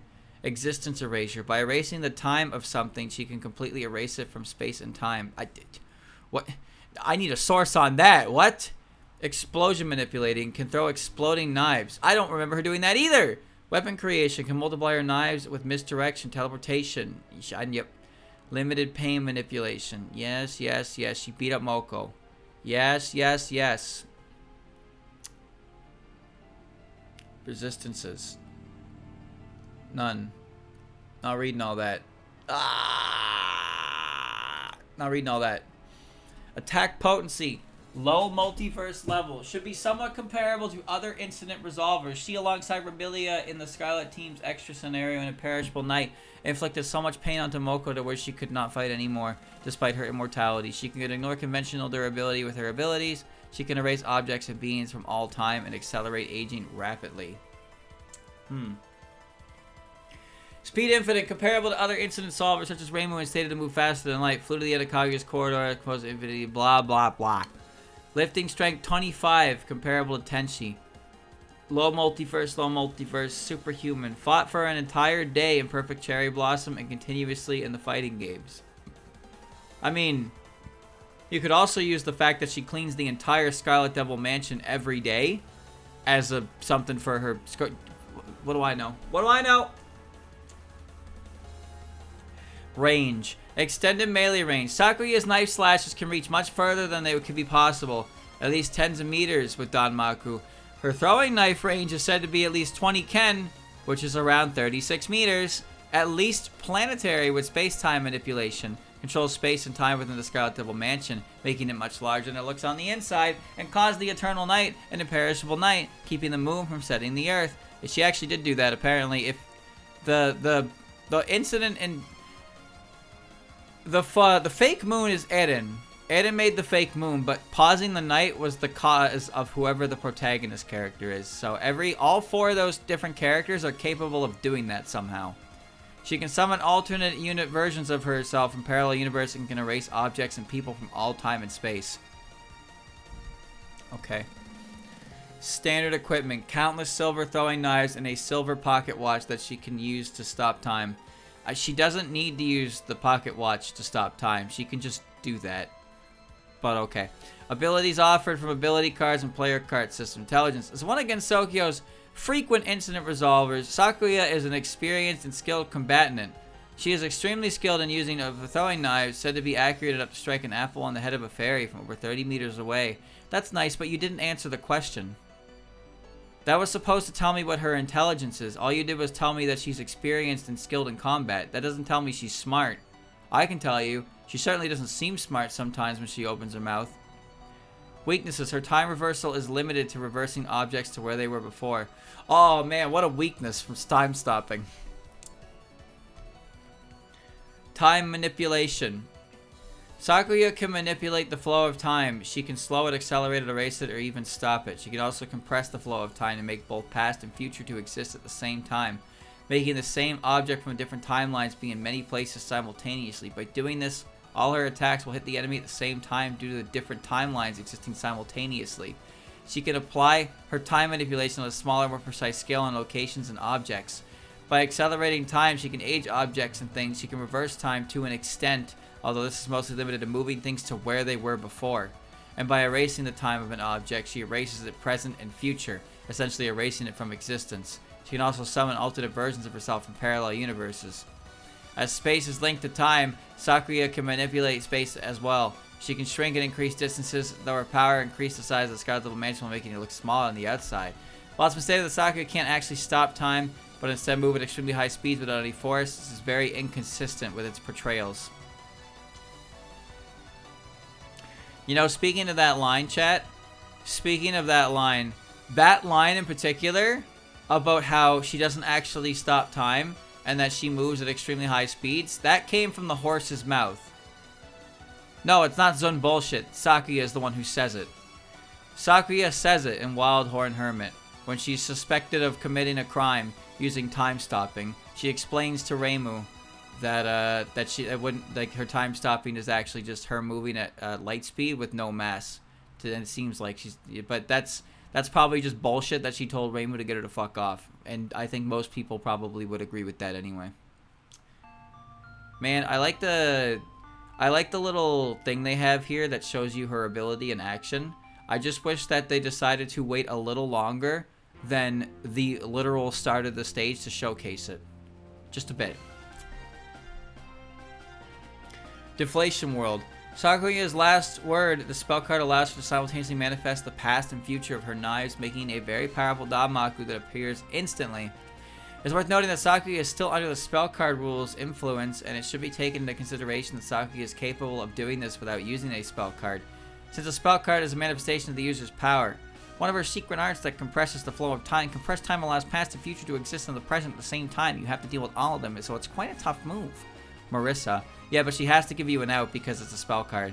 But when you think about it, if Sakuya wasn't under the playing by spell card rules and she did this, it would be impossible. She would literally just create a Hellzone grenade out of knives and they would all impale you. It's like Hellzone's Iron Maiden. That's fucking badass. Somebody steal that. Time Paradox. Time Paradox is Sakuya's power that is worth mentioning since it allows her to summon another version of herself from another timeline. Oh, what the fuck? Oh, look at that! She's got a ghost! The other Sakuya will appear in front of her. The body can also act independently. Another Sakuya will appear right in front of the actual Sakuya. You can input the buttons before she splits bodies. The two bodies will move independently. The reason behind this? Parallel universes, etc., etc. I had no idea she could do that. I actually didn't know she could do that. I thought only Youmu could do that. She actually just fucking creates a parallel... Wow. Okay. That's crazy. Alright. Sakuya, Sakuya, Sakuya, Sakuya. Sakuya, Sakuya, Sakuya. Inconclusive. Heaven's Ascension Dio. JoJo's Bizarre Adventure. Both were low 2C. Speed was equalized. Sakuya was bloodlusted. What the fuck does that mean? Ultraman Zero from the Ultraman Zero series. Speed was equalized. Son Goku. Dragon Ball Super. Goku. Third Ultra Instinct Sign Goku was used. Are you telling me that Sakuya goes toe-to-toe with Third Ultra Instinct Son Goku? Ultraman, Heaven Ascension Dio, and Son Goku all go even with Sakuya.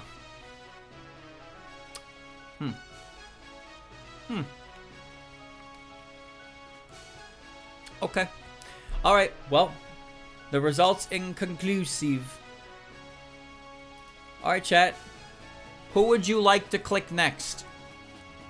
How could Goku handle her? I don't know.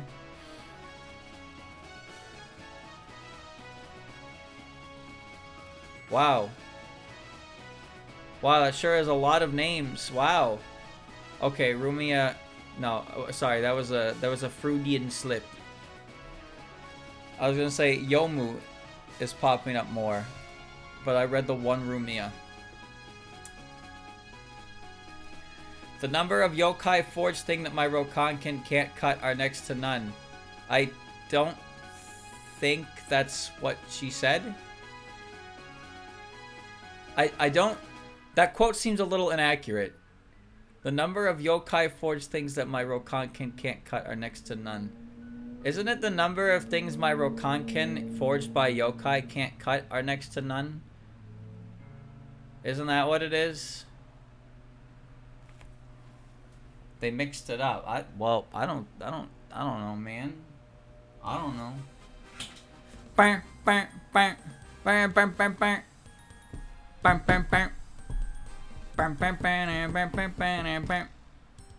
things that cannot be cut by my Rokanken forged by yokai are next to none. Okay, so I was close enough. Youmu. Youmu is Yukosai Yoji's gardener and attendant, a half-human, half-phantom. She was trained in the art of swordplay by the previous gardener, Youmu Konpaku, and took over his position once he disappeared. Name Youmu. Origin Touhou. Gender female. Age who knows. Classification half-human, half-phantom, half-baked, half-gamer. Alright. Let's get to the part where it's like actually new information, shall we? Perception manipulation. Celestial Star Sword of Silent Nirvana can remove one's ability to hear sound or see color. What? Information analysis can know the truth by slashing her enemies. That's what you call information analysis? She knows she can learn things by cutting people. Possession. Phantoms are capable of possessing people. I don't think Youmu can do that. Duplication. Her phantom half can take on the same form as a human half, allowing them to fight as if they were two Youmus. True! Possess the same ability as a spell card. As ability card spare half goes, lets you generate a new phantom half at will. Vibration manipulation, yeah. All ghosts affect those words. Soul, yeah. For regular attacks, she can send ghosts to Nirvana, preventing them from reincarnating. BFR is used to send ghosts to Nirvana. Space-time manipulation. Can slow down time. All spell card users are shown to possess magic circles, which have the properties of slowing anything within their radius down to a near stop via the ability to name their spell card. Spell cards are used to be able to distinguish the space-time weather manipulation. Stole Gensokyo's spring, which was causing winter to drag on longer than normal. Immortality negation. Can sever the cycle of transmigration. Purification. Limited pain manipulation. Bars. Hakuroken can dispel confusion, though doing so will cause minor pain and discomfort. Moko, who has adapted to living her life in constant agony, had to give up on the fight due to pain caused by her attacks. Attack potency, low multiverse level, likely comparable to Yuko. As her most powerful servant, as her most only servant, she, alongside Yuko in the Netherworld Team Extra scenario in A Perishable Night, inflicted so much pain on Moko to where she couldn't fight anymore despite her immortality. They really love using the beat the shit out of Moko metric, huh? Every character we've seen so far. Well, actually, all the Touhou 8 characters. Beating the shit out of Moko is a metric for your attack potency.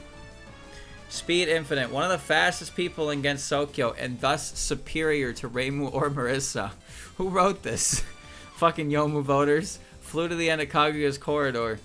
Yeah. Crossed the infinite with the Sanzu. Yeah, and Reimu and Marisa did that too. They did that as well, and they also did more things in UFO. What do you mean? Lifting strength 25. Striking stamina, no explanation. Extended melee range. Universal with Matsuyoi reflecting satellite slash can call power from the moon to make its width infinite. Oh, I didn't know she could do that. Thank you, Toaster, for the prime. Standard equipment. Rokanken, Hakuroken. Youmu wields 2 blades, a katana, Rokanken, and a wakizashi Hakuroken. Rokanken has the power to cut through spirits and ghosts, while Hakuroken can dispel the confusion of those it cuts, causing humans only minor harm when sending ghosts to Nirvana. Optimal equipment abilities offered by cards. Intelligence average. Though she proves proficient with the sword, she is easily manipulated by those around her. Weaknesses. Youmu's swordsmanship, though strong, is considered incomplete due to her disappearance of her master. Wait, what? Youmu's swordsmanship, though strong, is considered incomplete due to the disappearance of her master, or Youmu Konpaku. First of all, who the fuck is Youmu Konpaku? Second of all, what do you mean her master or? There should be no or here. They're the same. Konpaku? I don't know what this music is. Notable attack techniques. Voidness, sword, slash, clearing, the sixth sense. Oh, we get to watch Yuko die to the counter move a bunch. After blocking an attack with Hakuroken, Youmu dashes around her opponent so quickly that there seems to be 6 of her. 5 of which attacks her opponent from all angles while the real Youmu appears from the air and slashes through them vertically. Wait, is that what's happening? Oh yeah, there's 5 of them running around her and then she's up in the air. She's capable of moving so fast to the point that the opponent seems paralyzed at the spot. She looks like a goofball. Matsuyoi reflecting satellite slash, their last word. Bro, the fucking example cuts off as soon as she does it. Look at this. It just stops. You can't even see the attack properly. Using the light of the moon, Youmu surrounds herself with a ring of energy and rains Danmaku down on her surroundings as she categorically dashes and slashes through her opponent wherever they move. Youmu can also use the power of the moon to make her sword infinite with infinite. Considering how the moon is the home of the highest god in the Touhou Project series, it's safe to say that she indeed can do this. Okay. Good for you, Youmu. Notable matchups. Loss. Kamen Rider Blades. From end of story 41 to 47. Blades was used, speed was equalized, Yomu's optional equipment was restricted. Both were in character, starting distance was 10 meters. The battle took place somewhere around Gensokyo. The row of sakura trees on every side at the winter season, and victory condition was by anything. I don't know what that means, chat. I don't really know what that means, but she lost. She lost to a Kamen Rider. That's embarrassing. How are you gonna lose to a freak like that? This guy runs around in a bug outfit, pretending he's a bug man. Ridiculous. Absolutely ridiculous. Alright, Youmu. Youmu! Alright, chat. Who's next?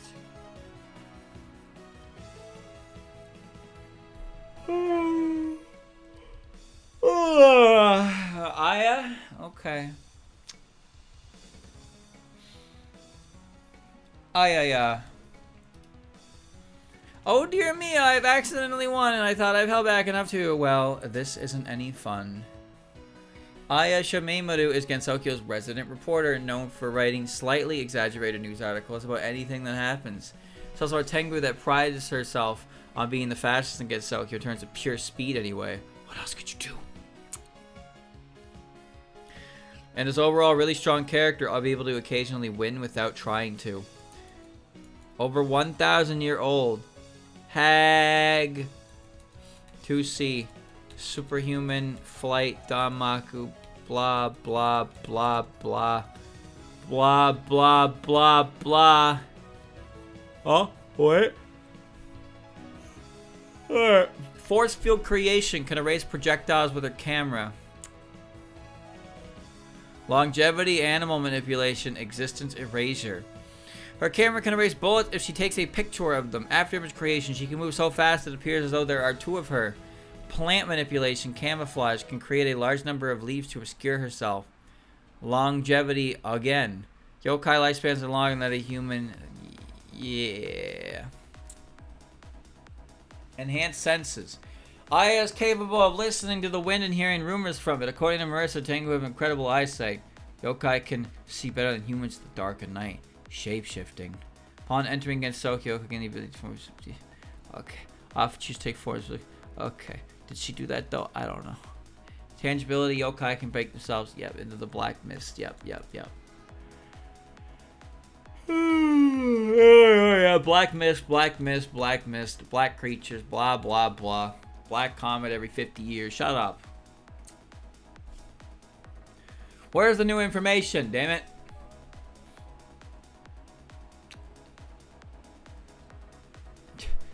No. That whole fucking category. That whole fucking category. There's like 3 things in there that were written everyone else. I'm not reading this shit. Fuck you. Attack potency, low multiverse level. Tengu are considered to have top class power against Sokyo, making her one of the stronger yokai, and thus should be far superior to weaker yokai such as Doremi Sweet. What? I don't understand why Doremi is catching a stray here. Don't mind me. Too much yapping. I don't know why Doremi caught a stray. Speed Infinite, said to be the fastest against Sokyo, which would make her at least as fast as Remilia. What? What do you mean? What does that mean? What? Infinite speed. She's said to be the fastest against Sokyo, which makes her at least as fast as Remilia. I'm pretty sure Remilia is against Sokyo. Well, did Remilia hold the title of fastest against Sokyo and I wasn't aware of it? Alright. Lifting strength, class 25. Why are they all comparable to Tenshi? Stamina unknown. So everybody else has superhuman stamina, but for Aya, we just don't have a clue. We just don't have a clue. Range. Take a fucking guess what that says. Standard equipment, her fan camera and notebook. Intelligence, gifted. Aya is quite intelligent and extremely attractive. Skilled. Being one of the most experienced yokai against Sokyo, she's also quite thoughtful and very hardworking. Very true, very true. Everything is true. Weaknesses. Aya is somewhat arrogant and prideful. She's also vulnerable to spirit attacks. Manipulating wind. Aya has the power to manipulate the wind, causing gales of incredible strength. She could also listen to the wind to collect rumors, a useful power given her job as a journalist. Alright. Remilia claims she's faster than a Tengu in Silent Sinner in Blue. Remilia also drinks tea out of a high chair. Have you seen the names of her spell cards? Have you seen them? I've seen them. Come forth, Dracula's cradle! Wow, Remilia, that's a really cool name you got there. Alright. Alright, I'm going to Tenshi. I'm going to Tenshi. What the fuck are you?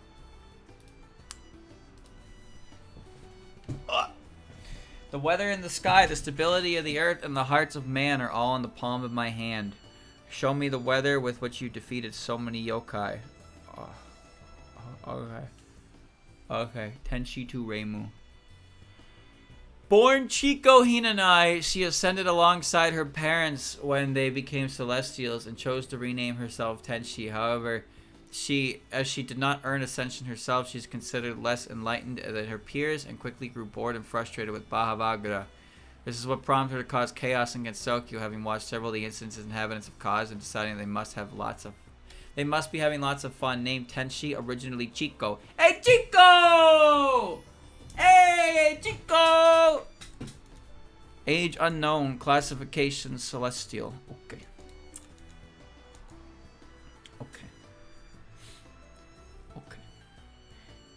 Earth manipulation. Tenshi can handle keystones and cause earthquakes and other land disasters. Fire energy manipulation. Energy chi soul absorption. The sword of Hiso can absorb spirits and spiritual energy from its surroundings, converting them into energy. Energy and chi manipulation. Tenshi can release a sword absorbed by the sword. The energy absorbed by the sword of Hiso attacks and acts as beams of energy. Soul manipulation. The sword of Hiso reduces spirits and slashes into a scarlet mist that it can absorb and completely destroy purely spiritual existences like phantoms. Weather manipulation. The mist created by the sword of Hiso can be used to influence the weather. Non-physical interaction can harm fantasy regular attacks. Reactive evolution. The sword of Hiso detects the nature of an enemy Tenshi faces and changes its properties to better utilize its knowledge and exploit their weakness. I like that aspect of her sword, actually. I think it's cool.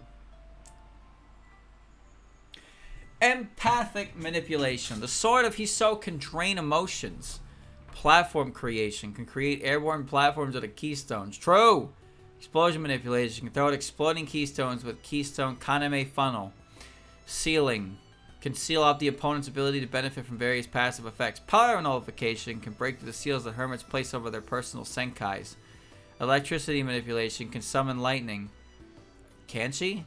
Statistics amplification. Can eat celestial peaches to vastly increase her durability, allowing her to no-sell other characters' strongest attacks, and make herself untouchable to characters who are ordinarily comparable to her.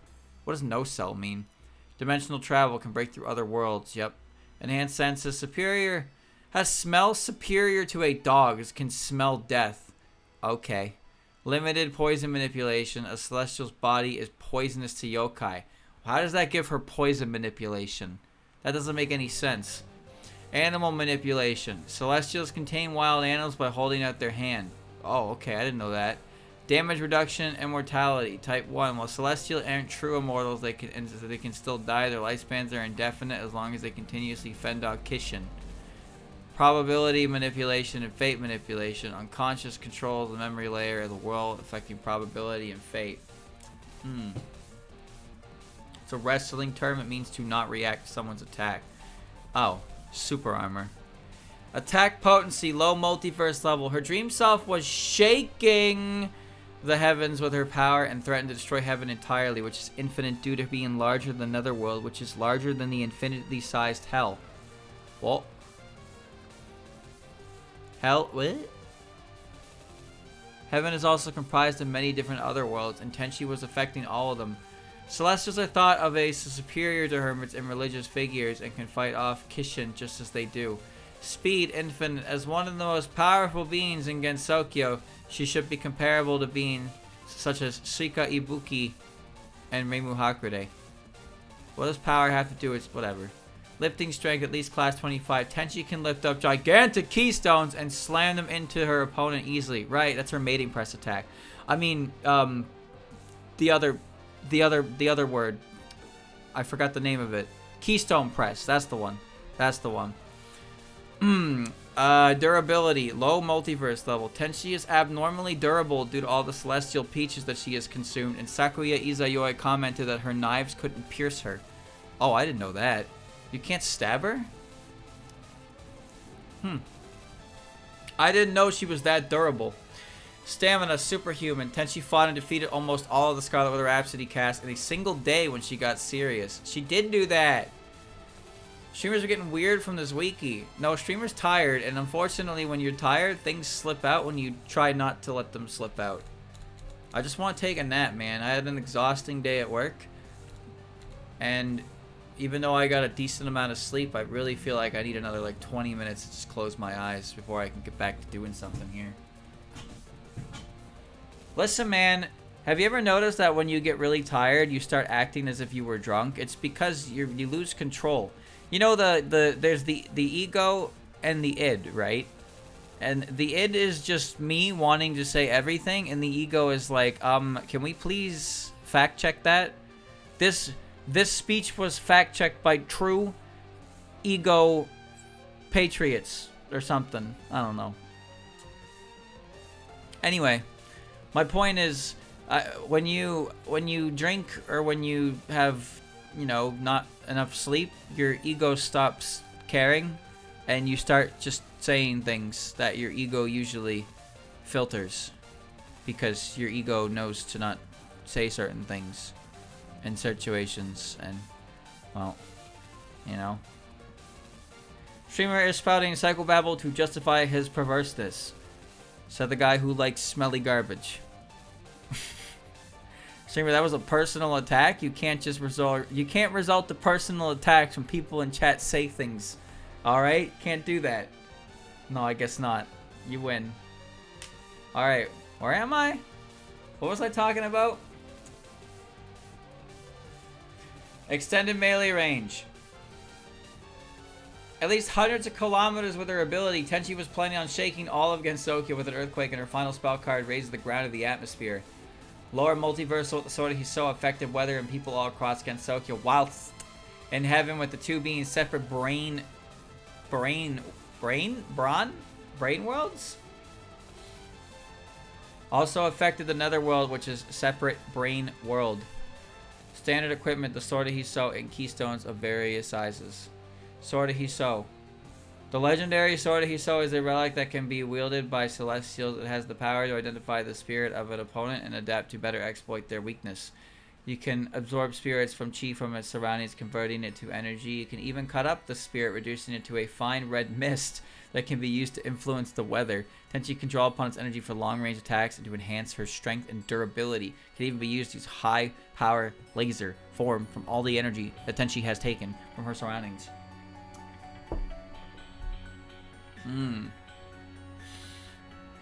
Intelligence. While Tenshi is naive and overconfident, she has knowledge on many celestial subjects. She still lacks self-awareness and tends to act irresponsibly, though. Though she can wield the Sword of Hiso, her swordplay is wild and undisciplined, relying more on sheer power and speed than technique. Weaknesses. Tenshi is overconfident, naive, and gravely lacking in self-awareness. Manipulation of Earth. Tenshi has the power to control the Earth and cause natural land disasters such as earthquakes, sinkholes, and landslides. While her power is mostly limited to causing natural disasters, she has shown the ability to raise all the ground around her in the atmosphere and fight upon it as if it were stable ground. In addition, as a member of the Hinanawi family, she can handle keystones, holy stones that can be placed into the ground to suppress earthquakes and remove the cause of them. The destruction caused in this way is proportional to the size of the keystones. Tenshi uses her keystones in other ways, however, such as platforms, and in combat as danmaku or simple bludgeons. Simple bludgeons, huh? Okay. No matchups for old Tenko. Hey, Chico!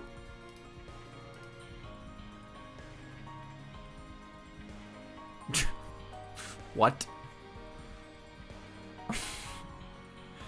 What do you mean, Dragon God?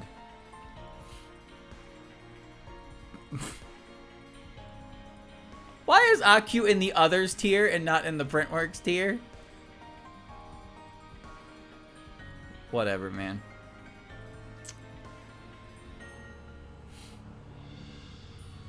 I kinda wanna know what it says about. I don't know what it says about the Dragon God, chat. Don't you? The dragon, also called Dragon God, is according to Perfect Memento and Strict Sense the highest god of Gensokyo. All living things, human or yokai, worship the Dragon God. The dragon lives in sea or sky or rain, and regardless of the Great Hakurei border, the dragon can move freely through heaven, hell, netherworld, and the outside world. Its voice divides the sky and causes thunderstorms. When it winds its body to cause mountains to crumble and earthquakes to occur while destroying at the same time, being the creator against Sokyo, and the rain, the rivers, the abundant greens are all due to the dragon's help. Predates reality itself. Of course it does. Oh god, it's that nonsense babble again. Oh, it's all that nonsense babble. At least low multiverse level, at least comparable if not superior to other dragons such as Tenryu. Renosuke describes dragons as the highest gods, having created the world and being the origins of most of the elements present in magic, including earth, steel, wood, metal, etc. In the interview post-symposium post-mysticism, is revealed that Dragon Palace, which the dragon god resides in, is in fact the lunar capital, which would make it at least above Yatagarasu, universe level. Participated in the creation of reality. Speed infinite. Should be at least comparable to high tiers like Reimu for its physical body. Omnipresent for its true form. Gods exist as an idea over all existence. Yeah, that's bullshit. Lifting strength. Multi-stellar. Comparable to Tenryu. I don't know who Tenryu is. Striking strength. Yes. Yes. Stamina likely extremely high. Range few kilometers to multiversal. Intelligence unknown, at least sapient. Weaknesses none notable. Feats created against Sokyo. Great. Okay. Okay. Akyuu has the power to be dead. Akyuu is the latest child of Mare. It's a really, really grievous error to make for her name. That's a very, very grievous error to make. This implies that Akyuu was born out of a horse. A series of reincarnations whom have the goal to write a complete encyclopedia based. Stops reading right there. Age 23 physically, 1200 plus mentally. Powers and abilities. Alright. The history of the Gensokyo Chronicle and thus Akyuu's own history is above what Kane can affect with their history manipulation. Comparable to those economics and ante, blah, blah, blah, blah, blah. Can survive being near Yuko. Can she? Soul absorption, survive Tenshi, yeah. Attack potency unknown, possibly city block level. While not much of a fighter, she could still be superior to fairies. No. At speed at least faster than light, possibly infinite, comparable to fairies. No. Lifting strength unknown. I don't think Akyuu can lift 15 pounds. Striking strength unknown, possibly city block level.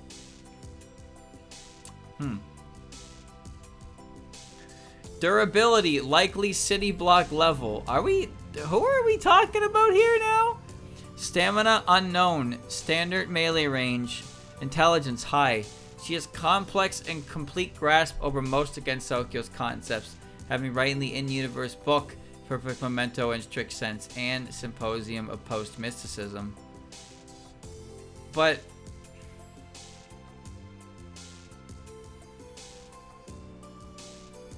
Perfect Memento and Strict Sense is actually just Akyuu writing the Gensokyo Chronicle, right? And Symposium of Post-Mysticism is Akyuu continuing the Chronicle, but also recording the meeting between Kaneko, Miko, Byakuren, and Marisa, right? She didn't write Perfect Memento and Strict Sense, technically. I don't think this is... No, I don't really know what's going on here. Apparently Akyuu's faster than light, though. I didn't know that. Weaknesses. Her lifespan is limited to around 30 years. Notable techniques. Resurrection. When she dies, she can bargain with the Yama to bring her back to life centuries later. Oh, she can she? That's her special ability? She's a haggler. She lives to 30, but her barter skill carries over. Well, that was pretty short. Yo, Bill Cipher. Yo, Hong Mailing. Yo, Maribel Hearn. I bet you're all very curious about Sunny Milk. Whoa! Sunny Milk is the leader of the three fairies of light, first appearing as one of the protagonists of Eastern and Little Nature Deity, and later as one of the antagonists of Fairy Wars. Excuse me, I think you mean Great Fairy Wars. Full name, please. Name, Sunny Milk. Age unknown. Classification, fairy.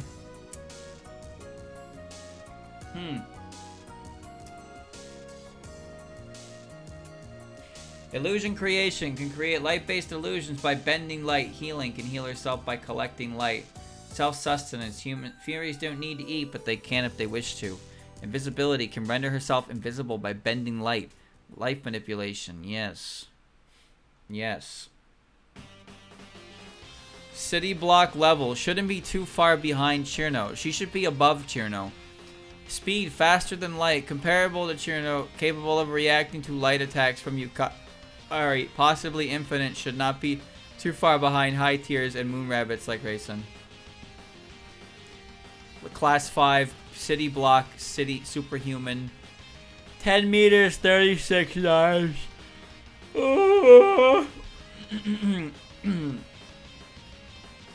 Intelligence below average. Childish, naive, dim-witted, and ignorant. Who wrote this? Who wrote this?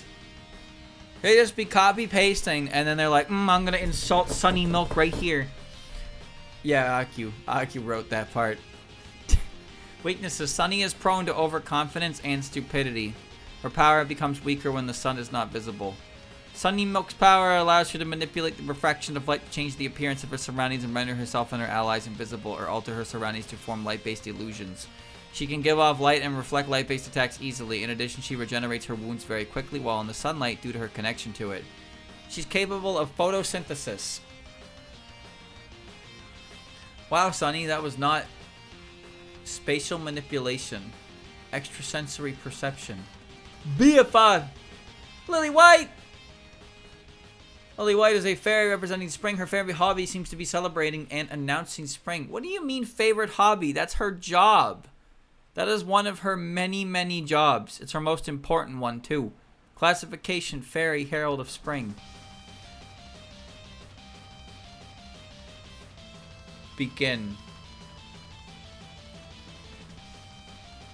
I'm looking for the new information. Air manipulation. Fairies can raise winds. Longevity. There hasn't been a single recorded instance of a fairy aging, at least appearance-wise. Empowerment. She is at her strongest when she is spreading the message of spring.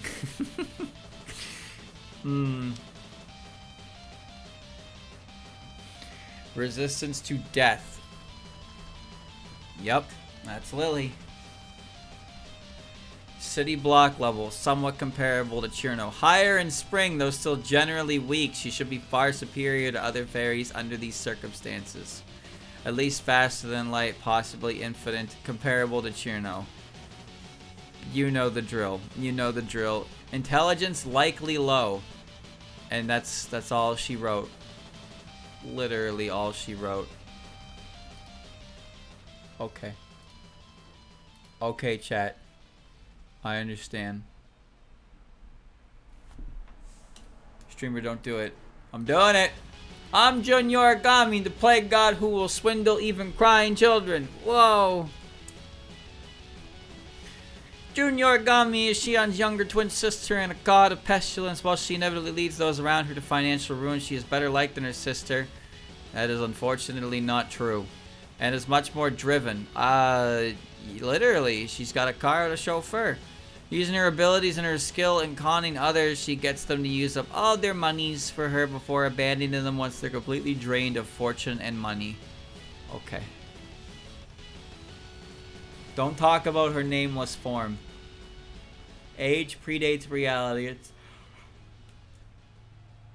I'm so glad my first exposure to that nameless form bullshit was Kogasa. Really. Hag? Shut the hell up. Look how good she looks. Idiot.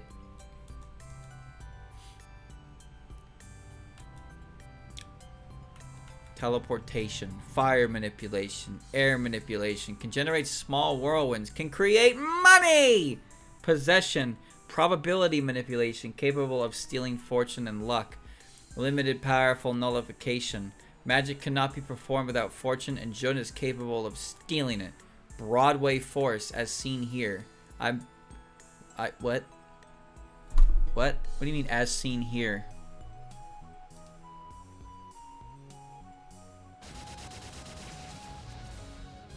What?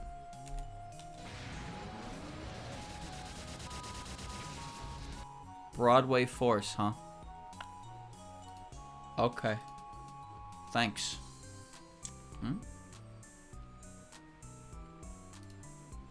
Transmutation can turn enemy projectiles into oil by grazing them.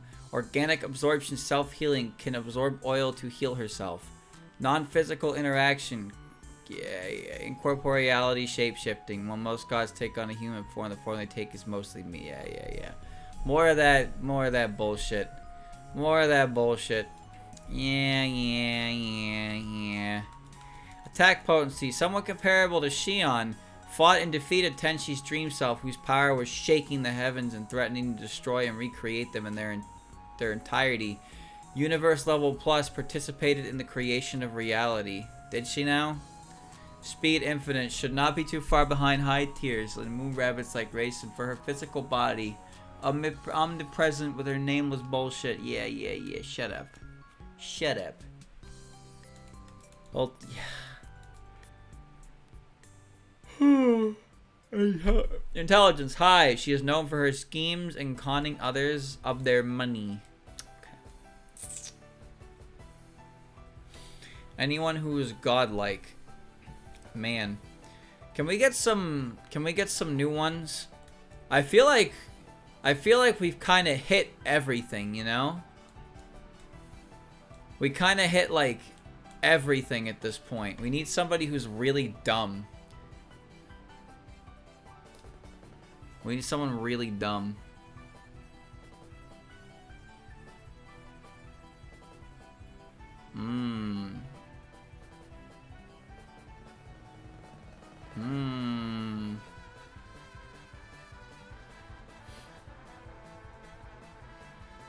I'll do Remy. Pale ass vampire. Useless, useless, useless! She didn't say that. She didn't say that. There's no way she said that. I don't have time to let you win. There's no way she said that. Don't lump me in with mere yokai. I am proud and noble. Remilia Scarlet is the head of the Scarlet Devil Mansion, the mistress of Sakuya and Mei-ling, a close friend of Betuli and the older sister of Flandre Scarlet, who she often sees childish and non-threatening. She's incredibly strong and is known across Gensokyo as the Scarlet Devil. Upon appearing in Gensokyo in the past, she gathered many yokai under her charisma and went on a rampage before being defeated by a coalition of other powerful yokai, which led to the creation of the spell card rules.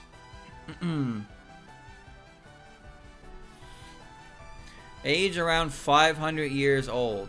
Okay.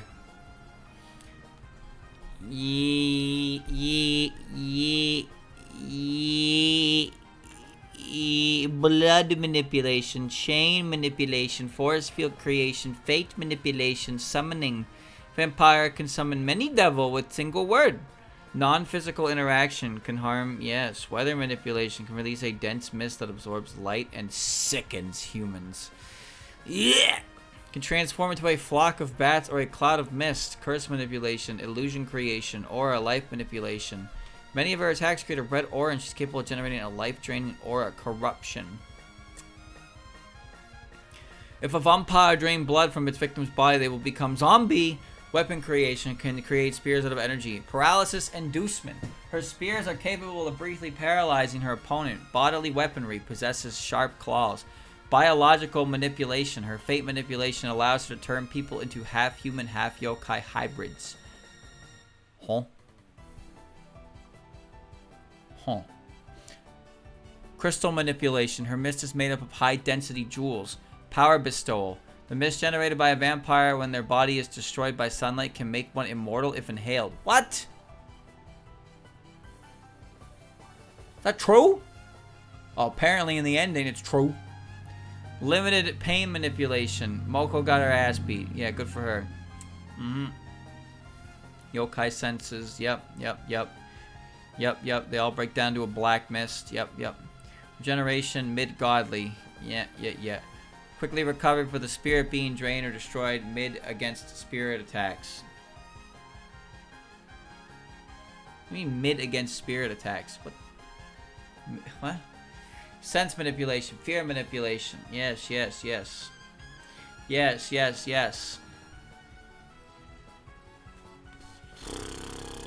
Yokai empowered by human beliefs, combat exercises, and basically solidify their existence and influence. However, yokai are not bound by this, so they choose to be unaffected by such weakness on a whim at the cost of the aforementioned empowerment. Yokai are even further empowered by the light of the full moon, possible soul manipulation, mind attack. So the most yokai control will... I'm going to die. Low multiverse level. Stronger than both Patchouli and Sakuya, stated being the vampire from the vampire incident who needed several of the strongest yokai against Tokyo to defeat her. Before the spell card's rule was created, she alongside Sakuya in the Scarlet Team's extra scenario in a perishable night. She alongside Sakuya in the Scarlet Team's extra scenario. So much pain on Moko that Moko cried uncle. Vampires are often said to be as strong as Oni, who once ruled over all Tengu society. So they should be naturally superior to Tengu. Brawled with Marisa on one occasion. I like that. I like that little footnote in her attack potency. Oh, you know, vampires are said to be as strong as Oni, who once ruled over the entirety of Tengu society. And at one time she picked a fight with Marisa. Like, oh, okay. She threw hands with Marisa. Damn, alright, she's big deal there. That's a big deal character. She actually just founded Nintendo Wii and played her in a game of Brawl. And Remilia picked... Who did Remilia pick? I bet Remilia picked Kirby. And Marisa picked Meta Knight. And that's why this is mentioned here, because Marisa won that fight, and it's like, holy shit, Marisa beat Remilia when they're ignoring that it was Kirby Meta Knight. Speed infinite, faster than Patchouli. Yeah.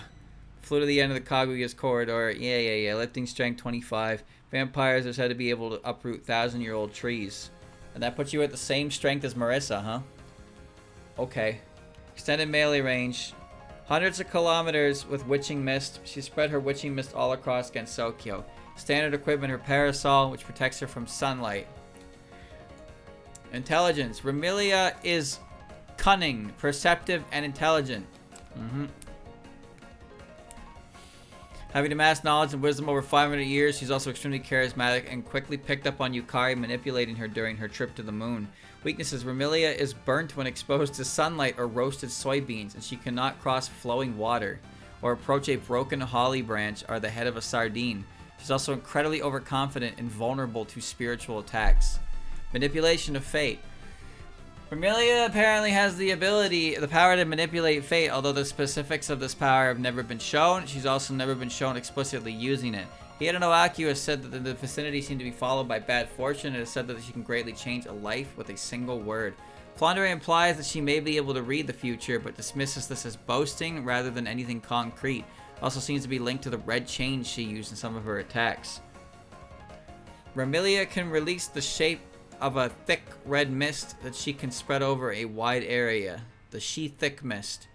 The mist itself is, according to Remilia and Patchouli, composed of minuscule high-dense jewels that bend light more than ordinary water droplets can.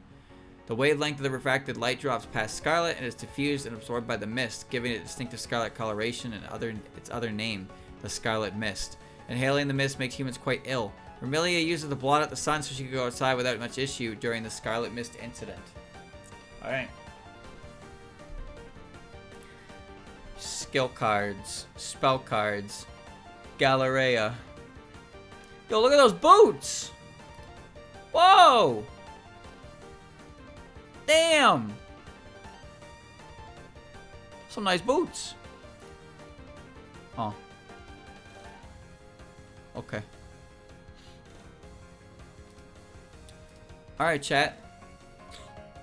I'm starting to die. I think I got one more in me for a nice solid 2.5 hours. One more. Give me one that's actually gonna have shit to read. Raisin or Sanae should have stuff. Oh, I just noticed Layla's just chilling here. I'll do Sanae. I'll do Sanae. Sanae seems interesting to me. I see that maybe you should watch and consider the power of a living god, the divine power to cause miracle. Summary, Sanae Kochiya is a human descendant of Suwako Moria who was born in the outside world. While she is a minor goddess due to her divine heritage, she works at the shrine and wind priestess of the Moria Shrine in Uda Gensokyo along with Suwako Moria and Kanago Yasaka. As a result, she is one of the few people living in Gensokyo with a developed knowledge of the outside world. Hey Sanae, what do you think about the PS2? Oh, my favorite current gen console. Yep. Very developed knowledge. Power and stats, at least in her 20s. Female. Classification, Ahari Togami. Superhuman physical characteristics. Blah blah blah blah blah blah blah blah blah. Blah blah blah blah blah blah blah blah blah blah blah blah. Probability manipulation. She can cause miracles to occur, though this is limited to a certain set of unlikely events, and she needs time to prepare more significant miracles proportional to their likelihood of happening. Summoning. Can summon Kaneko and Suwako. Temporary invulnerability. Is invulnerable while using Moses' miracle. I didn't know that. Holy manipulations. The shrine made to perform exorcisms and blessings. Limited power nullification. Can draw away one's power, though this seems to be limited to yokai. Vibration manipulation. Frog sign. Wily toad generates a massive shockwave. Minor organic manipulation. Can make sour things sweet. Okay. Explosion manipulation, animal manipulation, possesses the same abilities as the ability card Safe Return Amulet and Shed Snakeskin Amulet, which allows the user to shoot exploding frogs and snakes as projectiles. Okay. Attack potency. Draws her power from Suiko and Kaneko and should be somewhat comparable to Reimu. You need their power to be comparable to Reimu. Speed infinite. Could travel through interstellar distances in the dream world. Should be comparable to other high tiers such as Reimu. Raced against and ultimately caught up to the Pelican ship, which could fly to the edge of the... Yeah. Class 25 lifting strength. Comparable strength to Reimu. Comparable durability to Reimu. Comparable stamina. Actually not. No, high stamina, not superhuman stamina. Range. Comparable to Sakuya and her stupid knives. Standard equipment. Her Gohei Ofuda and sealing needles. What?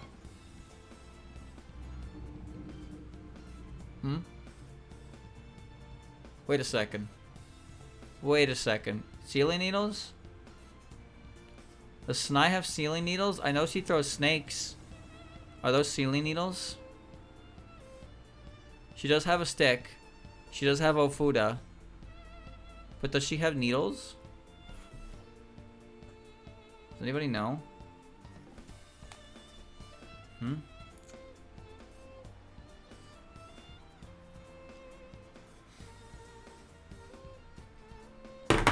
She might be a little too comparable to Reimu. Well, she's green Reimu. Alternate palette swap, you know?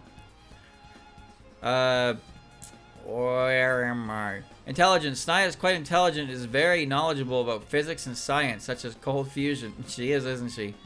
Sanae is somewhat reliant on the power of Suiko and Kaneko and was initially extremely overconfident due to her status as a living god. She needs time to prepare more significant miracles proportionate to the probability. Ability to cause miracles. Due to her godly heritage, Sanae is capable of invoking miracles to make events that have very low chance of occurring happen, such as sudden, miraculous rainfalls in response to prayers for rain. She uses this power to control the weather and invoke winds and rain. While simple miracles can be invoked with a single word, more complex and unlikely miracles need days of preparation. Shrine Maiden powers.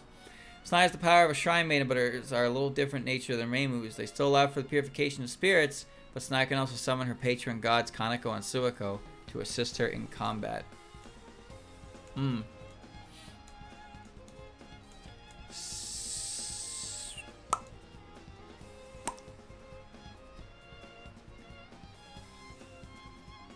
Hold on. Victories. Heavy King from main Sonic continuity. Phantom King was used and speed was equalized. Then why are you saying she beat Heavy King if Phantom King was the one who was used for it? That doesn't make any sense. Okay, chat. Well,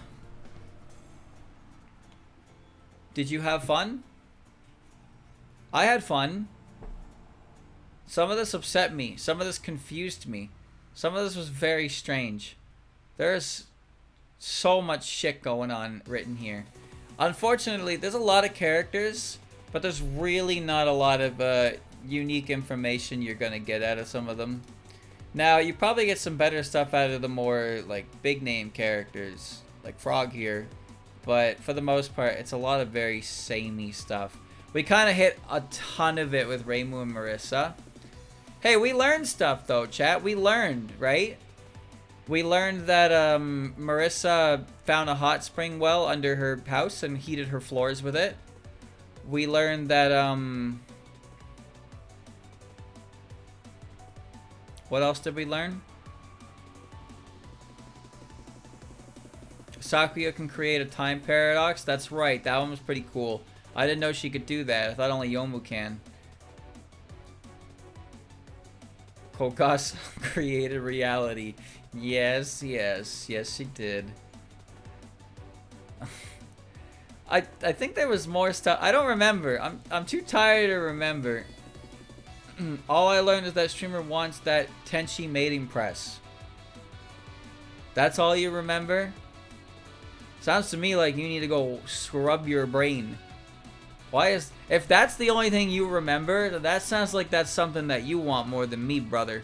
All I did was mix up my words. You were the one who retained the information for 45 minutes after the fact. I'm just saying. I'm just saying. I ain't judging. I'm just saying. We also learned that Jun equal hag. Oh yeah, that's right. She predates reality. Same with Kogasa. And Cirno is apparently over 60 years old, so she's also a hag. Sakuya can throw her knives roughly 36 mirrors. That's true. That's very true. Akyuu could level a city block. That's true as well. That's very true. Yeah, I'd say we all learned a lot, didn't we? Well, thank you for joining the Versus Wiki. If you want to check out more yourself, I won't stop you. But I'd advise against it because it seems like you're probably not going to get a lot of entertainment out of it just because a lot of things are going to be kind of samey. But I had fun for about 2.5 hours, so I can't complain. But now I want to go to bed, kind of.